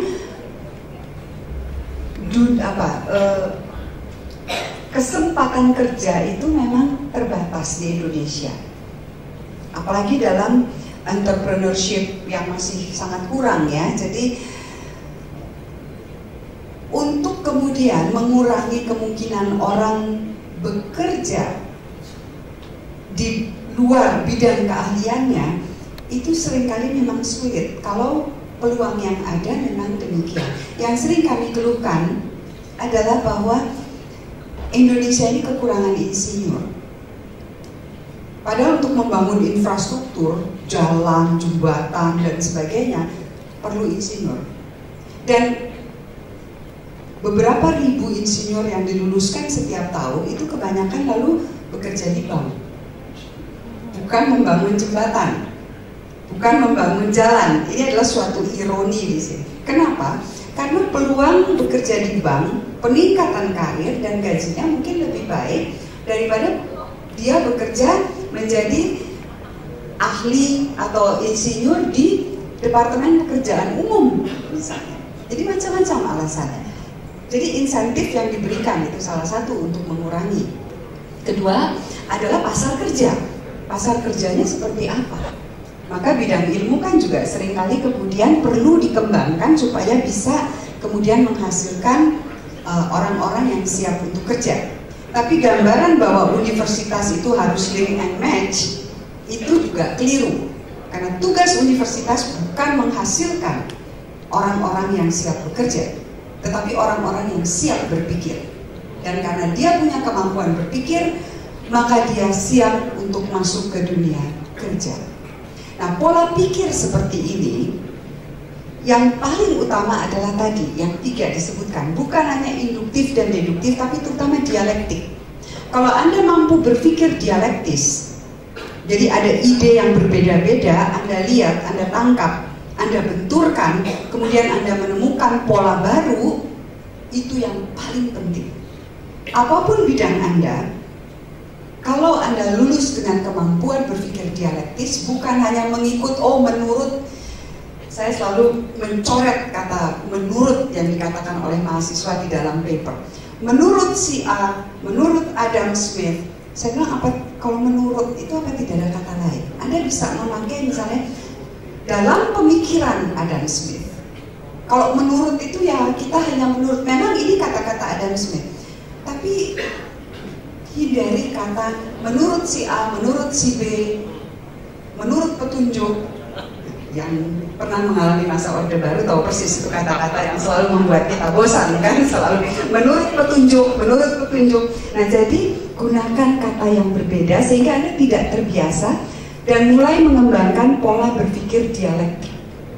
Saya berpendapat, mungkin saya keliru, tetapi untuk masuk atau kita sudah berada dalam dunia yang terus berubah dan persis karena terus berubah, cara berpikir yang paling penting adalah dialektik dan integratif. Bukan adaptif, tapi integratif. Kalau adaptif itu menurut, tapi integratif. Anda punya apa, dunia seperti apa, lalu Anda mencoba untuk mengembangkan itu. Jadi Tapi memang dikeluhkan oleh yang menulis teks, mengomentari 10 prinsip Harvard School of Government ini. Kemudian lihatlah perguruan tinggi dimanapun di dunia, lihatlah sekolah-sekolah dari SD sampai SMA, apakah sudah menghasilkan, menyusun kurikulum yang bisa menghasilkan 10 pola pikir ini? Nampaknya hanya sedikit. Jadi kita belum, itu ideal yang perlu kita kembangkan. Saudara Edi, iya, tadi pembicaraan pagi hari juga, ya Prof, bahwa yang sangat kurang sekarang ini adalah perilaku moral. Tadi sudah saya contohkan, tidak bisa lain kecuali lewat kebiasaan. Jadi yang perlu kita tanamkan sejak anak-anak yang keluarga-keluarga muda yang punya anak kecil, tanamkanlah, saya percaya bahwa yang perlu kita tanamkan adalah hasrat akan yang baik. Jadi kita membiasakan keinginan-keinginan akan yang baik. Kalau hanya seruan moral, dibawa ke gereja atau dengar khotbah di masjid, bawa ke vihara mendengar biksu berbicara hal-hal baik, tidak cukup. Tapi bagaimana hal-hal baik itu kemudian dibadankan menjadi ragawi, mulai dari hal kecil. Menghendaki yang baik itu artinya ketika Anda mengajak anak Anda berbelanja, lalu dia mau segala macam, Anda ajak dia untuk kemudian, apakah ini baik bagi kamu? Baiknya dalam arti apa? Minta dia refleksikan. Sesudah dia belajar sejarah di sekolah, sampai ke rumah, guru itu nanti minggu depan kamu ulangan, semua hanya ulangan. Ini sistem pendidikan kita memang perlu diubah dari SD. Mengapa tidak dikatakan misalnya habis belajar sejarah, misalnya saja tentang pertempuran Surabaya. Lalu si anak ini bukan ditanya dalam bentuk ulangan tahun berapa terjadinya, tokohnya siapa saja, tapi ditanya perasaannya. Hal apa yang paling menyentuh perasaan kamu dari pertempuran Surabaya? Mungkin dia akan berkata, saya sedih karena kok banyak orang yang menjadi korban. Lalu diminta merenungkan, apa artinya kalau orang lain menjadi korban? Kemudian sesudah dia merenungkan, dia akan mengatakan, oh berarti ada ibu kehilangan anak, ada ayah kehilangan anak, ada istri kehilangan suami, tergantung umur ya. Tapi lalu ditanya, kalau begitu apa yang akan kamu lakukan? Kamu senang pelajaran sejarah di bagian itu, tapi bagian itu membuat kamu sedih. Jadi dia diminta reflektif. Jadi selain dialektik, kemampuan berpikir reflektif itu yang tidak ada di dalam pola pendidikan kita. Reflektif artinya kita menunjukkan diri kita dalam posisi yang kita pelajari, kita masuk ke cuaca kultural, cuaca politik, cuaca sosial waktu itu, kita bayangkan apa perasaan kita, kemudian kembali ke ranah kognitif. Kalau gitu saya mau apa dan saya mau mengembangkan apa. Nah ini dari tingkat SD perlu. Hanya dengan cara itu kesadaran moral bisa dibangkitkan. Bukan lewat tidak boleh ini, tidak boleh itu, harus begini, harus begitu. Too much morality di Indonesia dalam arti itu. Jadi too much religion. Di Indonesia itu bukan kurang agama, tapi too much religion dalam arti terlalu banyak khotbah-khotbah moral, tetapi tidak ada religiositas di dalam perilaku. Karena persis perilaku kita yang perlu menjadi religius. Buang sampah, mau buang sampah tidak ada tempat sampahnya. Masukkan kantong persis. Dari kecil anak saya makan sesuatu terus dia bingung cari tempat sampah. Waktu itu saya masih bawa dia ketika studi di Inggris, dia tanya, gimana ini? Saya bilang, masukkan dalam kantongmu. Jadi ketika dia pulang ke Indonesia, gurunya di sekolah, karena tidak biasa ya, gurunya di sekolah marah. Kenapa kantongmu penuh dengan sampah? Dia bilang, karena saya memang ya tidak menyampah. Perilaku itu. Terima kasih.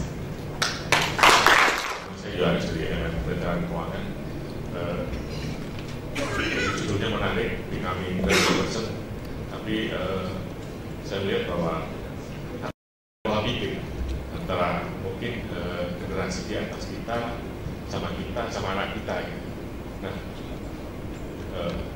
beberapa waktu yang lalu saya juga ikut seminar tentang generasi baby boomer, generasi X, Y, Z. Nah itu ternyata punya pola pikir yang berbeda.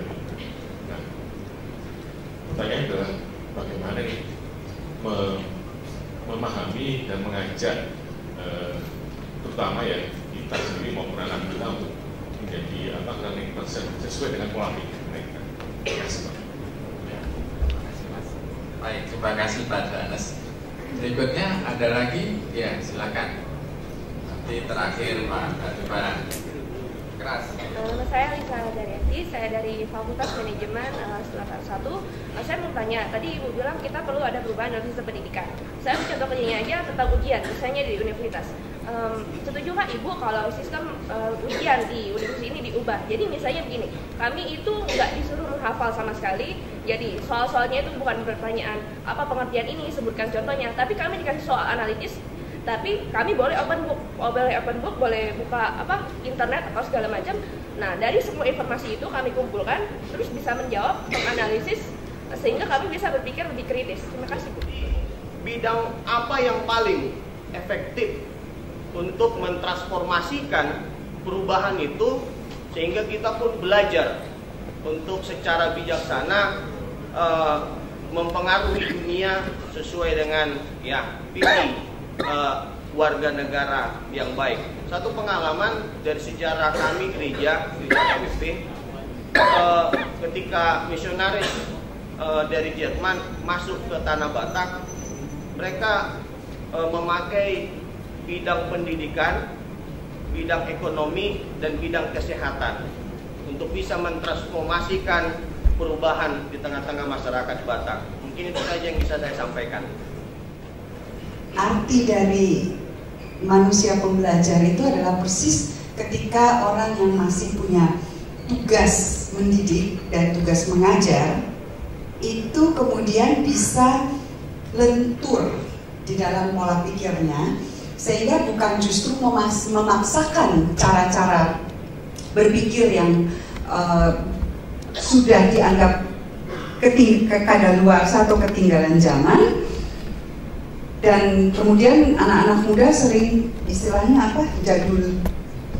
Sekarang mungkin sudah ada istilah baru lagi begitu, bukan hanya jadul ya. Apa istilah yang paling baru untuk ketinggalan zaman? Katrok. Nah itu.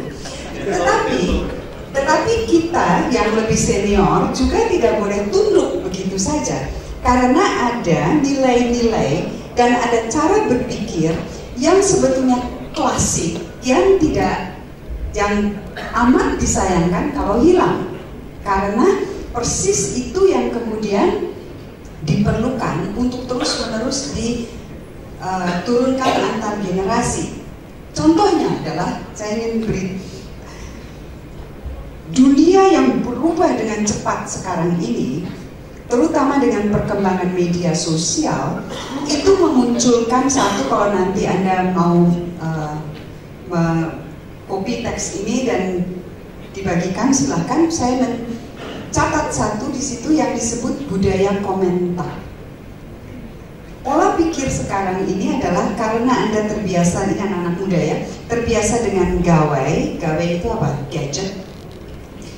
Terbiasa dengan media sosial, terbiasa dengan SMS, BlackBerry. Sekarang BlackBerry udah ketinggalan zaman juga karena pakainya smartphone dan macam-macam media sosial. Anda cenderung cepat untuk ketika menerima suatu pesan itu untuk menjawab, komen, budaya komentar. Dan budaya komentar itu yang paling dibutuhkan adalah reaksi yang cepat. Dan ketika Anda bereaksi dengan cepat, Anda tidak sempat berpikir. Jadi kecenderungan untuk berkomentar cepat, kemudian baru menyesal karena komentarnya, ingat komentarnya menimbulkan bahkan problem hukum.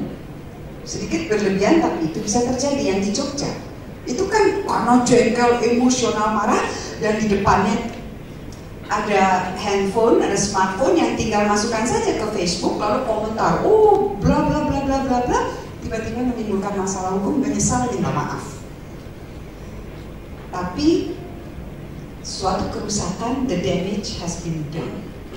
Anda minta maaf seperti apapun ya Tuhan saja memaafkan begitu ya, tetapi tetap ada sesuatu. Ini budaya komentar, berpikir cepat tetapi bukan cepat dan mendalam, tetapi cepat dan dangkal. Nah ini yang perlu sebetulnya itu dilatih, dibiasakan dengan cara berpikir klasik. Mengapa membaca itu menjadi sangat penting? Saya terus terang, saya membaca dan banyak sekali buku-buku itu dari e-book sekarang ini. Karena membaca e-book itu lebih cepat ya, kita tinggal mencari katanya itu cepat. Kalau dulu kan harus melihat indeks, selalu cari. Betul-betul secara teknologi itu jauh-jauh lebih nyaman. Tetapi saya tetap membiasakan diri saya, anak-anak saya sekarang sudah dewasa, jadi cucu saya itu tetap menyentuh buku, kertas. Karena apa? Melatih badan. Kita berpikir bukan hanya pakai otak, tapi manusia adalah suatu keutuhan. Maka tugas pergi ke perpustakaan itu tetap penting. Mencari di perpustakaan. Bahwa di perpustakaan cara mencarinya lewat katalog, e-katalog tidak masalah, tapi membawi buku-buku yang ragawi itu tetap berguna, tetap penting. Jadi ya kita perlu, jadi dosen-dosen itu perlu memahami pola pikir lintas generasi, tetapi jangan tunduk begitu saja, karena perlu juga mendidik yang generasi muda itu untuk tetap mengembangkan pola pikir yang kita yakini sudah beribu-ribu tahun itu tetap bermanfaat. Problem dengan bangsa Indonesia adalah bahwa kita ini melakukan lompatan yang luar biasa. Jadi tradisi lisan masih dominan, belum terbiasa dengan tradisi baca dan tulis, sudah lompat masuk ke tradisi visual dan oral, yaitu televisi. Belum selesai ini, sudah lompat lagi masuk ke tradisi dunia maya. Maya itu apa? Maya itu bukan tidak real. Jangan kemudian maya adalah lawan yang real. Tidak. Maya itu real tapi intangible. Jadi dia real tapi tidak ragawi. Persis karena dia real dan tidak ragawi, dia mempengaruhi cara pikir. Anak-anak muda sekarang ini cara berpikirnya canggih sekali, karena yang visual, yang oral, dan yang kognitif, non-kognitif semua jadi satu di dalam kepalanya. Anak kecil itu cepat sekali belajar dunia internet. Nah, tapi ini problem yang luar biasa. Tapi keluhan dari hasil research MIT, Harvard, juga di Indonesia, itu adalah comment culture dan kecenderungan untuk berkomentar cepat yang dangkal, lalu menyesal. Itu research yang paling menarik mungkin bisa dicatat adalah dari Shirley Turkle. Itu sangat menarik, dan dia menulis sebuah buku yang mempertanyakan mengapa kita, anak-anak muda ini ya, mengapa kita kemudian mengandalkan teknologi lebih banyak daripada orang yang ada di samping kita. Anda pergi ke mall, Anda ada dimanapun, semua orang sibuk duduk bersama-sama, yuk kita ketemuan, tapi ketika duduk di restoran semua sibuk dengan gadgetnya masing-masing. Tidak lagi saling berkomunikasi. Satu keluarga itu duduk sama-sama mungkin di ruang keluarga, tapi semua sibuk dengan gadgetnya masing-masing. Jadi itu yang dipertanyakan oleh Shirley Turkle. Bukunya sangat bagus, Shirley Turkle. Jadi why we rely more on technology than to person yang ada di sebelah kita. Nah ini cara pikir yang di satu pihak canggih tetapi lalu dangkal. Itu yang pertama. Jadi saya senang dengan pertanyaan Anda tentang ujian. Ya, sangat penting bahwa ada beberapa macam tipe ujian. Semata-mata hanya analitik open book juga tidak cukup. Kami membagi untuk semester-semester awal, bahkan semester awal yang sudah cukup di tengah, tetap ujian yang bentuknya menanyakan definisi itu tetap penting. Karena kami perlu tahu Anda paham tidak konsep dasar. Jadi dalam Anda menganggapnya itu hafalan, sebetulnya tidak menyangkut hafalan, itu menyangkut pengertian. Konsep itu adalah pengertian. Jadi ditanya misalnya, masyarakat itu apa? Anda menghafalkan masyarakat menurut Durkheim, masyarakat menurut Talcott Parsons, masyarakat itu seperti hafalan. Tapi berarti pola belajarnya yang salah. Karena ketika kita membaca teks, kita bukan menghafal, tapi mencoba mengimajinasikan. Si pemikir ini sebetulnya membayangkan apa? Misalnya apa? Anda diminta yang Anda maksud dengan konsep hafalan itu apa? Misalnya yang ditanya. Apa pengertian istilah ini? Ya, contoh. Apa? Istilah apa? Contoh satu saja. Misalnya apa pengertian inflasi? Ya. Apa pengertian inflasi? Anda pusing menghafal inflasi karena Anda memakai pendekatan hafalan. Tetapi Anda bayangkan bahwa inflasi itu apa persisnya? Penggelembungan uang atau apa macam-macam, harga turun. Anda akan merumuskan dengan kata-kata Anda sendiri, tidak persis sama dengan di buku. Ini kemampuan kok merumuskan secara konseptual tadi. Jadi pola belajarnya. 1-2 ujian itu perlu tetap bersifat konseptual, menanyakan konsep-konsep. Tetapi mahasiswa perlu diberi kebebasan menjawab menurut rumusannya sendiri, bukan kata-kata yang sama persis.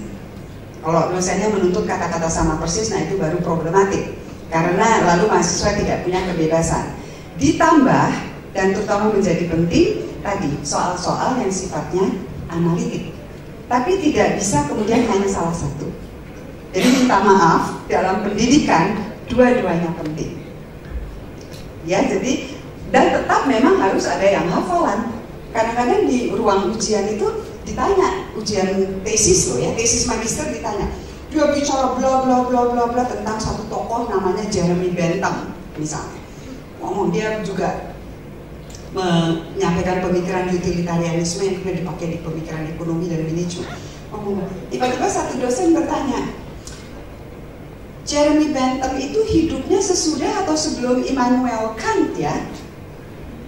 Wah, saya terkejut kaget. Wah, saya tidak hafal. Seakan-akan itu suatu hafalan. Si dosen penanya akan mengatakan, wah sayang sekali Anda tidak bisa menjawab. Karena persis Jeremy Bentham pemikirannya dipengaruhi oleh Immanuel Kant. Artinya ini bukan hafalan. Hafalannya dari segi, waduh, saya nggak hafal tahun berapa. Mungkin Anda bisa, ya saya tidak hafal, saya juga kalau ditanya belum tentu hafal tahun. Tapi saya bisa mengatakan bahwa si A lebih dulu hidup daripada si B karena pemikirannya dipengaruhi. Contoh sesuatu yang nampak seperti hafalan tapi sebetulnya sangat konseptual. Jadi lihatlah dari segi konsep.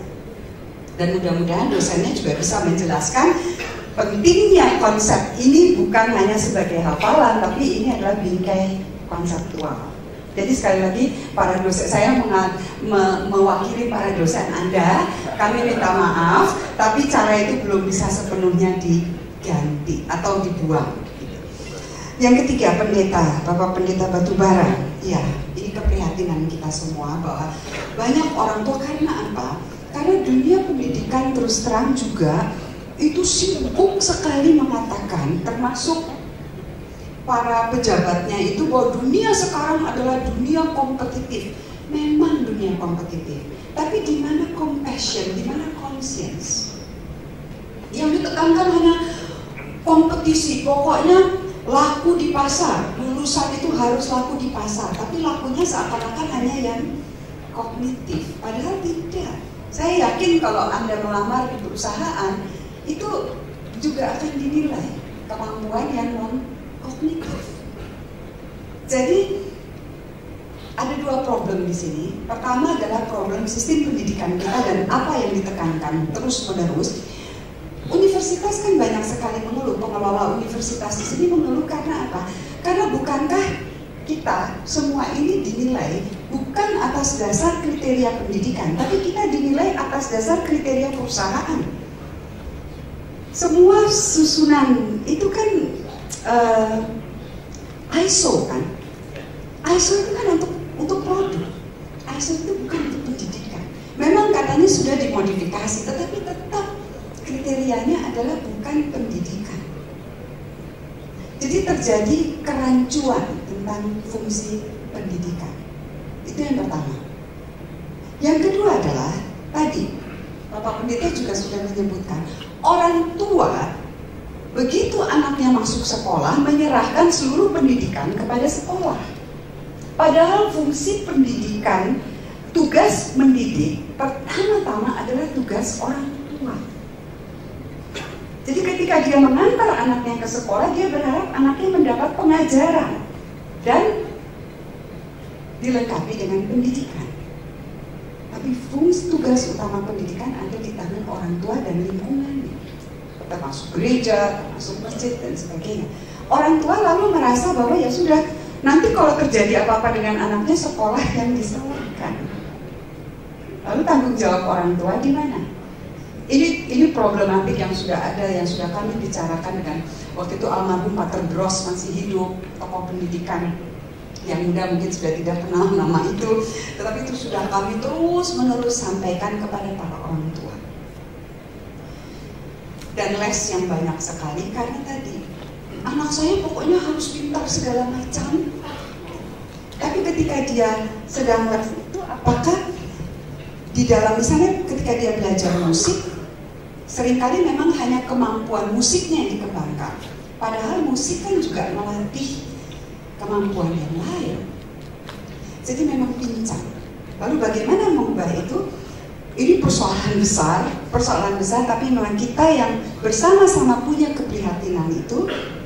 Dan saya selalu yakin bahwa para tokoh religius yang ada di gereja atau yang ada di lembaga-lembaga keagamaan lain sebetulnya bisa berperan karena suaranya masih didengar. Jadi marilah kita bersama-sama mulai sekarang, memang ini harus gerakan besar. Kalau pakai istilahnya presiden yang akan dilantik hari Senin itu, ya revolusi mental termasuk dalam cara kita mendidik.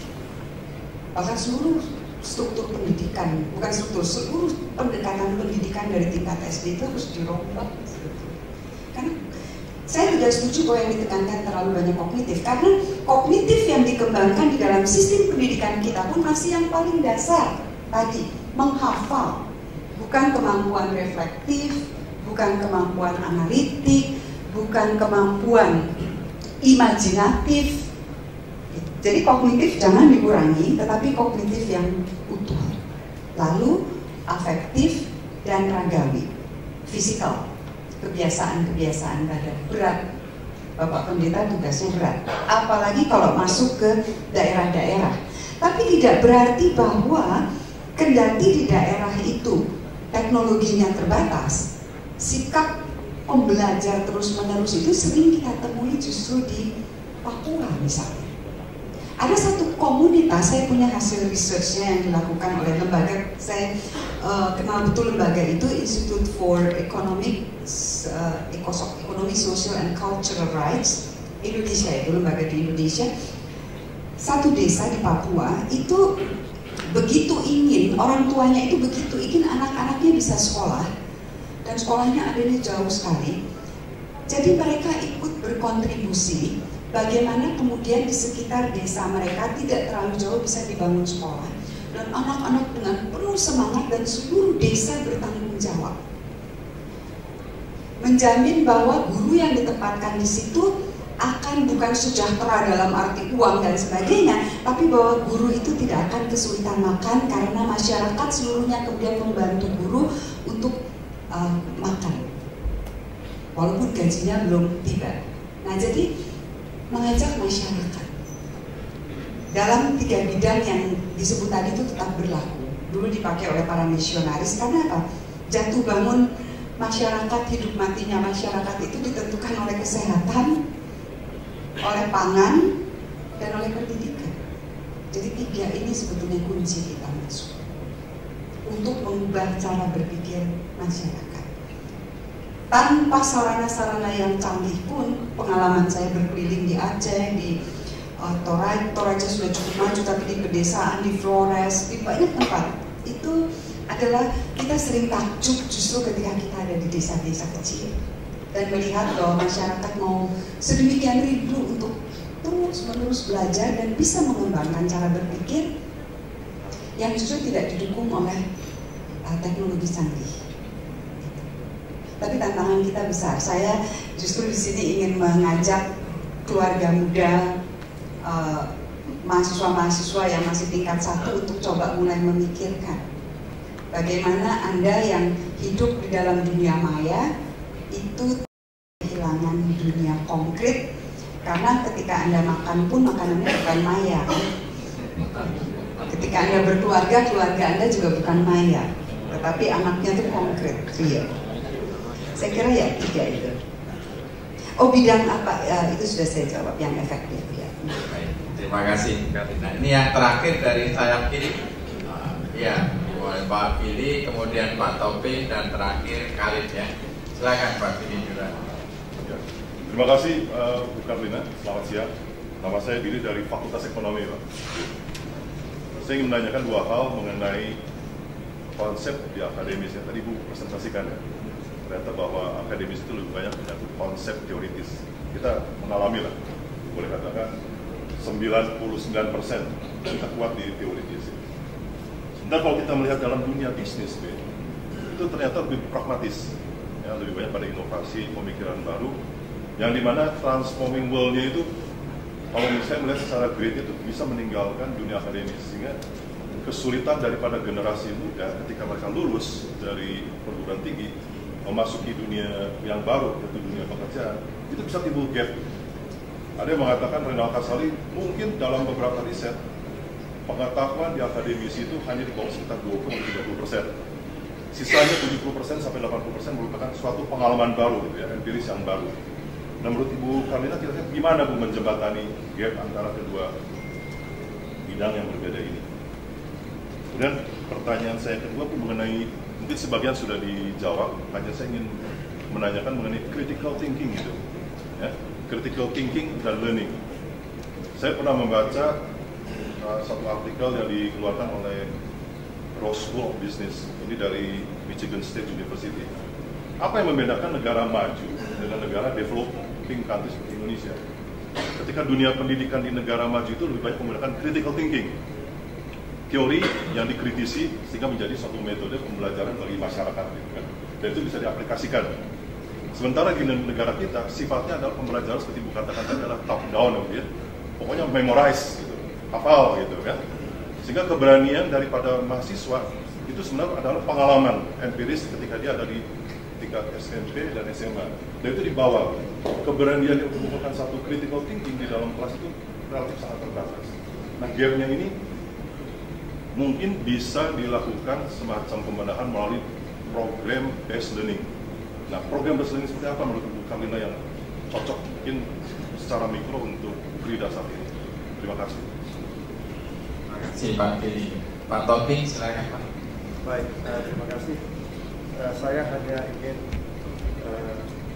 menyoroti ini dalam pendidikan anak-anak kita sekarang ini adanya ketidakbebasan di dalam mereka melakukan analisis yang berbeda dengan apa yang diberikan oleh guru bahkan dosen. Jadi untuk memasuki suatu dunia yang berubah menjadi seorang individu yang belajar, itu paling tidak cukup hanya dengan hafal tadi, reflektif, harus juga reflektif dan analitik. Kekurangan adalah di mahasiswa atau anak-anak kita, terutama yang dari SD sampai SMA dan bahkan di mahasiswa sekalipun, adalah ketergantungannya untuk setiap ada permasalahan membutuhkan solusi dengan apa yang dikatakan oleh pengajarnya atau dosennya. Nah, sehingga ketika ada sesuatu yang berbeda tapi memberikan hasil yang sama, tetap mereka tidak menerima untuk hal seperti itu. Itu yang terjadi saat sekarang. Itu bagaimana kita akan memasuki dunia yang berubah menjadi seorang individu yang belajar. Tentunya tidak hanya kita berikan tekankan kepada mahasiswa kita, tetapi juga kepada kita sebagai seorang pengajar. pengalaman saya sendiri, saya seringkali memberikan katakanlah penjelasan tentang suatu materi yang memang itu bidang saya kepada anak saya, baik itu SMA maupun di perguruan tinggi yang saat sekarang sedang mengikuti skripsi. Dia tidak mau menerima apa yang saya sampaikan karena dia bilang itu tidak seperti itu yang diajarkan oleh guru atau dosen saya. Ya, sehingga agak kesulitan memang untuk memberikan pemahaman seperti itu kepada anak-anak kita. Jadi bagaimanapun juga paling tidak kita sebagai seorang pengajar itu juga harus mau menerima sesuatu yang berbeda sepanjang hasilnya itu sama. Itu saja, terima kasih. Terima kasih Pak Taufik. Terakhir, silakan Kaleb. Selamat siang Ibu Carlina, saya Kaleb dari mahasiswa S1 Program Studi Akuntansi. Terima kasih untuk kesempatannya. Saya mau bertanya, tadi ada satu pernyataan yang menarik dari Ibu Carlina yang mengatakan bahwa tujuan utama perguruan tinggi adalah membentuk cara berpikir dialektika, bukan sekedar link and match dengan dunia kerja. Tapi kenyataan hari-hari ini bahwa ini menjadi tuntutan. Ini menjadi tuntutan bahwa ukuran keberhasilan dari perguruan tinggi adalah seberapa banyak nanti lulusannya yang lulus langsung bekerja. Yang itu kan ukuran kesuksesan dari perguruan tinggi, sehingga mau nggak mau fokus dari perguruan tinggi dari banyak gitu ya, yang saya perhatikan dari banyak perguruan tinggi adalah dia menciptakan tenaga kerja. Yang dihasilkan adalah tenaga kerja, bukan cendekia. Pertanyaan saya begini, bagaimana kami, terutama yang mahasiswa, menyikapi hal ini? Di satu sisi, kami harus pragmatis gitu, bahwa lulus cepat, nanti setelah lulus segera dapat pekerjaan gitu ya. Tapi di sisi lain kami juga harus jadi seorang cendekia gitu kan, seorang ilmuwan, seorang yang punya berbagai karakteristik itu kan. Sementara waktu kami di perguruan tinggi singkat, beban SKS kami banyak gitu ya. Bagaimana mengatasi gap ini gitu, bahwa di satu sisi kami harus membentuk pola berpikir dialektika, tapi di sisi lain kami juga harus mengejar materi-materi yang link and match dengan dunia kerja. Terima kasih. Silakan Ibu Carlina. Terima kasih. Memang pertanyaannya makin sulit kalau memang. Ya, jadi memang dalam dunia yang berubah, tapi sebetulnya juga dari dulu demikian, karena apa yang dipelajari di universitas itu memang terutama adalah bingkai-bingkai konseptual.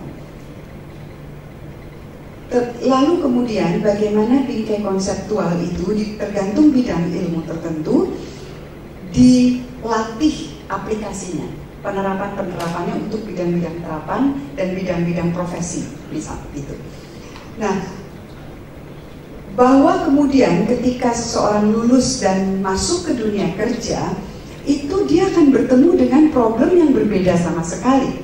Apalagi dunia terus berubah, sehingga teori pun terus berkembang. Tetapi yang penting kita catat di sini adalah bahwa tentu saja teori-teori yang ada yang diberikan di universitas itu kemudian bisa dikatakan teori itu sudah ketinggalan. Tetapi yang tidak berubah dan tetap penting adalah pola pikir yang kita tanamkan kepada mahasiswa ketika mereka berada di universitas. Makanya tadi 10 nasihat itu menjadi penting. Apapun problematik yang dihadapkan di dunia kerja, di terapannya, kalau dia bisa mengembangkan kemampuan merumuskan persoalan, mungkin bingkai konseptualnya dia sendiri akan bangun. Oh ya, teori ini sudah tidak terlalu tepat, teori manajemen ini, karena problematiknya berbeda sekali. Dan teori ini dikembangkan di tata organisasi masyarakat barat misalnya, padahal yang kita hadapi adalah tata kelola masyarakat yang masih, kalau memakai konsep administrasinya Frederick misalnya, itu belum mau bentuknya modern, tapi perilakunya ini masih tradisional. Kan kan banyak tata organisasi yang demikian. Tatanannya modern, ada fungsi-fungsi yang sangat canggih di situ, tapi perilaku bawahan ke atasan, atasan ke bawahan itu masih pakai model tradisional. Nah ini teori-teori manajemen modern kan tidak bisa dipakai di sini semua. Di sini lalu bingung, wah teorinya sudah ketinggalan zaman. Nah, tuntutan jadi tugas universitas sebetulnya, dan ini kita memang perlu lalu memikirkan kurikulum dengan sungguh-sungguh bagaimana kita mengajarkan kepada mahasiswa pola berpikir. Bapak menyebutnya tadi kritis, salah satu bentuk pola berpikir kritis itu adalah dialektis. Jadi kemampuan melihat dua hal yang bertentangan, kemudian mencari bingkai konseptual baru dari situ. Jadi critical thinking itu bukan hanya analitik menjadi penting, tapi kemudian dialektik itu penting. Nah, kelemahan kita memang masih mengembangkan pola berpikir yang non dialektik karena kita menganggap tadi Bapak, kalau pendekatan yang berbeda saja, guru atau dosen itu kemudian ini tidak sesuai dengan yang saya ajarkan. Jadi ya cara berpikir kita sendiri seringkali sebagai pengajar, tidak semua, itu kemudian belum memperlihatkan kemampuan untuk terbuka terhadap kritik. Jadi saya sepakat apa yang dikatakan oleh Pak Rimal Kasari, tetapi tidak berarti bahwa teori-teori itu tidak penting untuk diajarkan. Teori itu sangat penting, karena teori itu ketika diajarkan memperlihatkan kepada mahasiswa sebetulnya cara berpikir abstrak kan. Teori itu kan abstraksi. Jadi di sini ada persoalan. Nah, dari persoalan ini kemudian diangkat, direfleksikan ke tingkat teoretik. Bahwa ketika lulus, ketemu di masyarakat problemnya berbeda, itu ini tetap berguna, bukan langsung diterapkan. Ilmu-ilmu atau bidang-bidang profesi itu memang dimaksudkan kemudian untuk terapan. Jadi kan bidang ilmu itu ada, nanti dalam teks saya sebetulnya tadi saya sedikit bicarakan ada di situ. Jadi bidang ilmu yang untuk penelitian, ilmu-ilmu murni, tapi ada ilmu-ilmu terapan. Nah seperti magister manajemen itu kan pada akhirnya untuk diterapkan. Ini menghasilkan lulusan-lulusan yang profesi di sini. Ini. Tetapi tidak berarti bahwa teori itu tidak diperlukan. Bahkan teori yang sudah ketinggalan zaman pun masih layak dipelajari persis untuk dibandingkan. Dulu ada pemikiran seperti ini, problemnya seperti ini, sekarang problemnya seperti ini, teorinya seperti ini, sehingga si mahasiswa kemudian punya semacam teropong. Mahasiswa itu punya semacam teropong. Oh ini perkembangan teorinya, makanya history of ideas itu menjadi penting karena teropongnya seperti ini. Jadi saya sebetulnya kalau kita mampu mengajarkan cara berpikir kepada mahasiswa, saya tidak terlalu khawatir bahwa teori-teorinya ketinggalan zaman. Karena yang perlu kita berikan, yang kita bekali kepada mahasiswa adalah kecerdasan berpikir sebetulnya, dan yang lengkap, akal budi yang lengkap, bukan hanya hafal teori, tahu menerapkan teori itu, tetapi begitu problemnya berbeda lalu kelimpungan. Nah ini berarti kita belum mengajarkan pengembang imajinatif, cara berpikir imajinatif. Mungkin kalau perlu dosennya mengarang problem yang kira-kira justru tidak tersentuh, sehingga mahasiswa bisa bilang, loh Pak atau Bu, ini teori nggak bisa diterapkan ini di sini. Lalu tanyakan, kalau tidak mungkin diterapkan, kira-kira imajinasi Anda apa? Bikin model. Yang paling penting adalah kemampuan membuat model manajemen untuk kalau perlu tata kelola yang fiktif. Dikarang saja tata kelola yang fiktif, yang sedemikian sukarnya untuk ditemukan di dunia, tetapi justru mahasiswa jadi dipaksa per kelompok, tugas kelompok menyelesaikan persoalan itu. Misalnya tidak mudah karena dosen berarti capek. Dosen akan bekerja sangat keras di sini karena kadang-kadang kita sebagai dosen kan juga maunya gampang, teorinya apa sehingga ngoreksinya gampang kan. Kalau enggak ngoreksinya susah sekali. Saya juga kadang-kadang saya gaya sekali memberi soal itu yang wah pokoknya gaya, tapi begitu mahasiswa mengumpulkan Saya bilang di ruang makan dosen, di rafter biasanya itu dosen kumpul, kami selalu kumpul jam makan siang, semua dosen duduk di ruang makan, sesudah itu baru kembali ke ruang masing-masing. Lalu saya akan mengeluh, aduh saya kok info ya, kenapa saya kasih soal yang seperti ini, sekarang saya kelimpungan memeriksa paper mahasiswa. Kan yang paling gampang sebenarnya kasih soal yang, lalu kita periksanya cepat gitu. Jadi dosen juga kerja keras, kalau makin keras mau mendidik mahasiswa.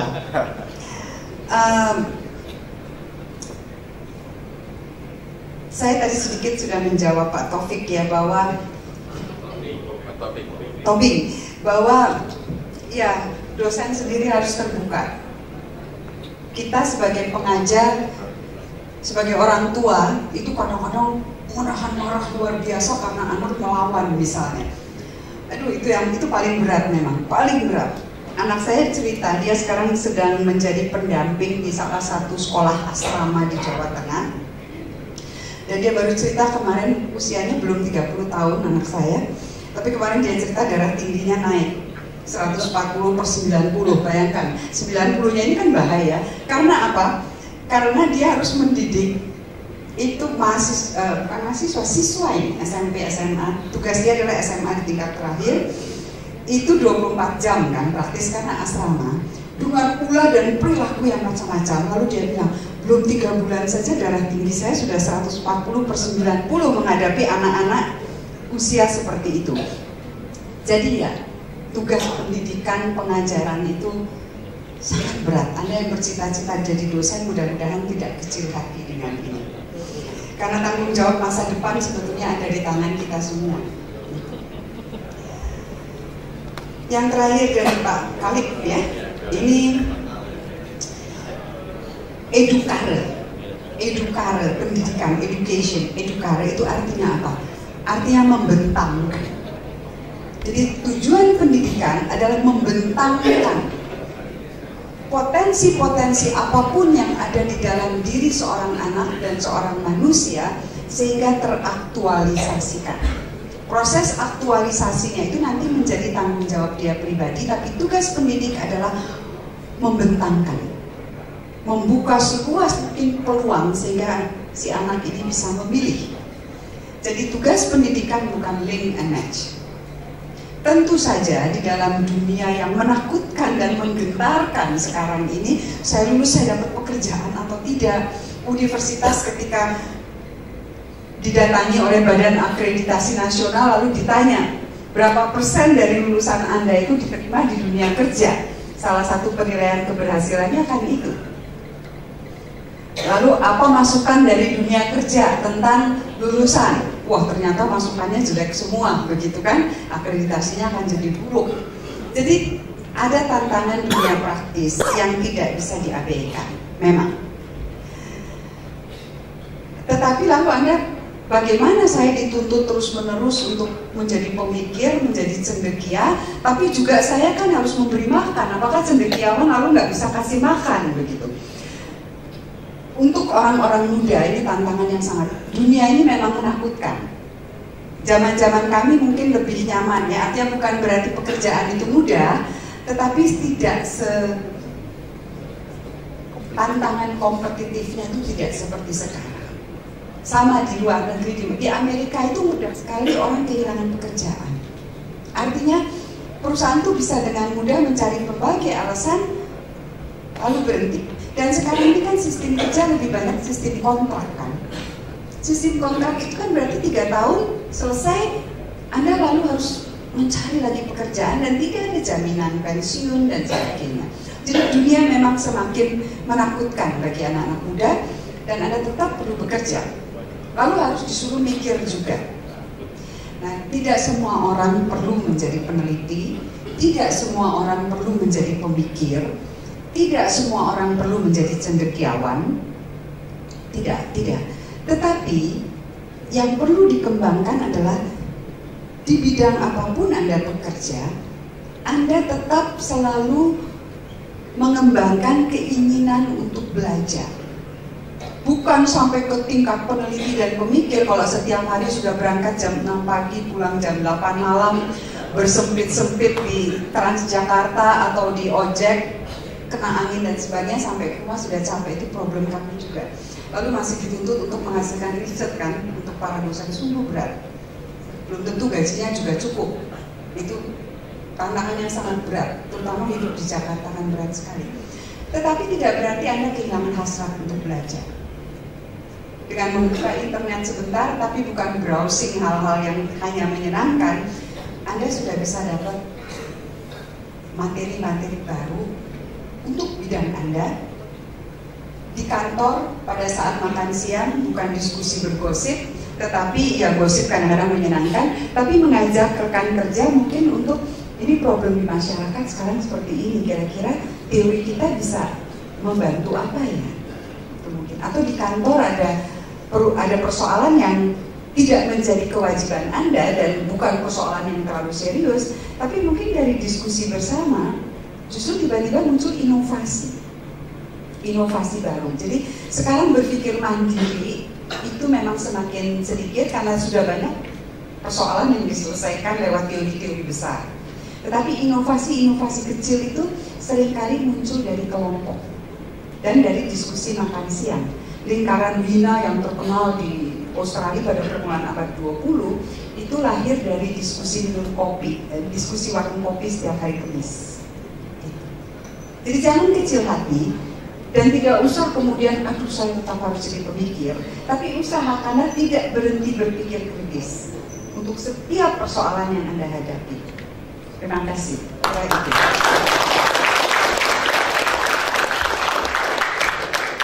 Terima kasih Ibu Karlina. Ibu Bapak yang kami hormati, kami yakin makin siang ini diskusinya makin hangat, tapi waktu juga yang membatasi kita gitu ya, karena panitia sudah memberi tanda. Jadi sekali lagi kita berikan aplaus yang meriah. Terima kasih Ibu Karlina atas pencerahannya. Maka kami kembalikan kepada Ibu Colin. Ya, sekali lagi terima kasih Bu Karlina untuk pengetahuan dan penjelasan dari jawaban-jawabannya yang luar biasa bermanfaat buat setiap kami. Terima kasih juga kepada Pak Sugeng sebagai moderator hari ini, sangat lengkap Pak pembahasannya, ringkasannya. Ya. Mungkin sekarang waktunya untuk penyerahan plakat oleh Bapak Dekan Ekonomi, Fakultas Ekonomi. Silakan kepada Bapak Dr. Victor Mikijo. Ibu Karlina, saya sedang direkam. Sama-sama, saya juga terima kasih. Terima kasih banyak. Nah, ini plakat dari kampus, seperti biasa, agak gedean tapi ya mudah-mudahan.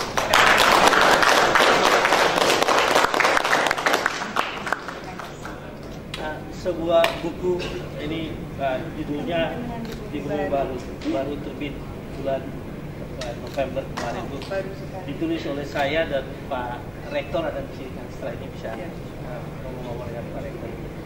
Menjadi pemimpin Kristiani di tengah dunia itu.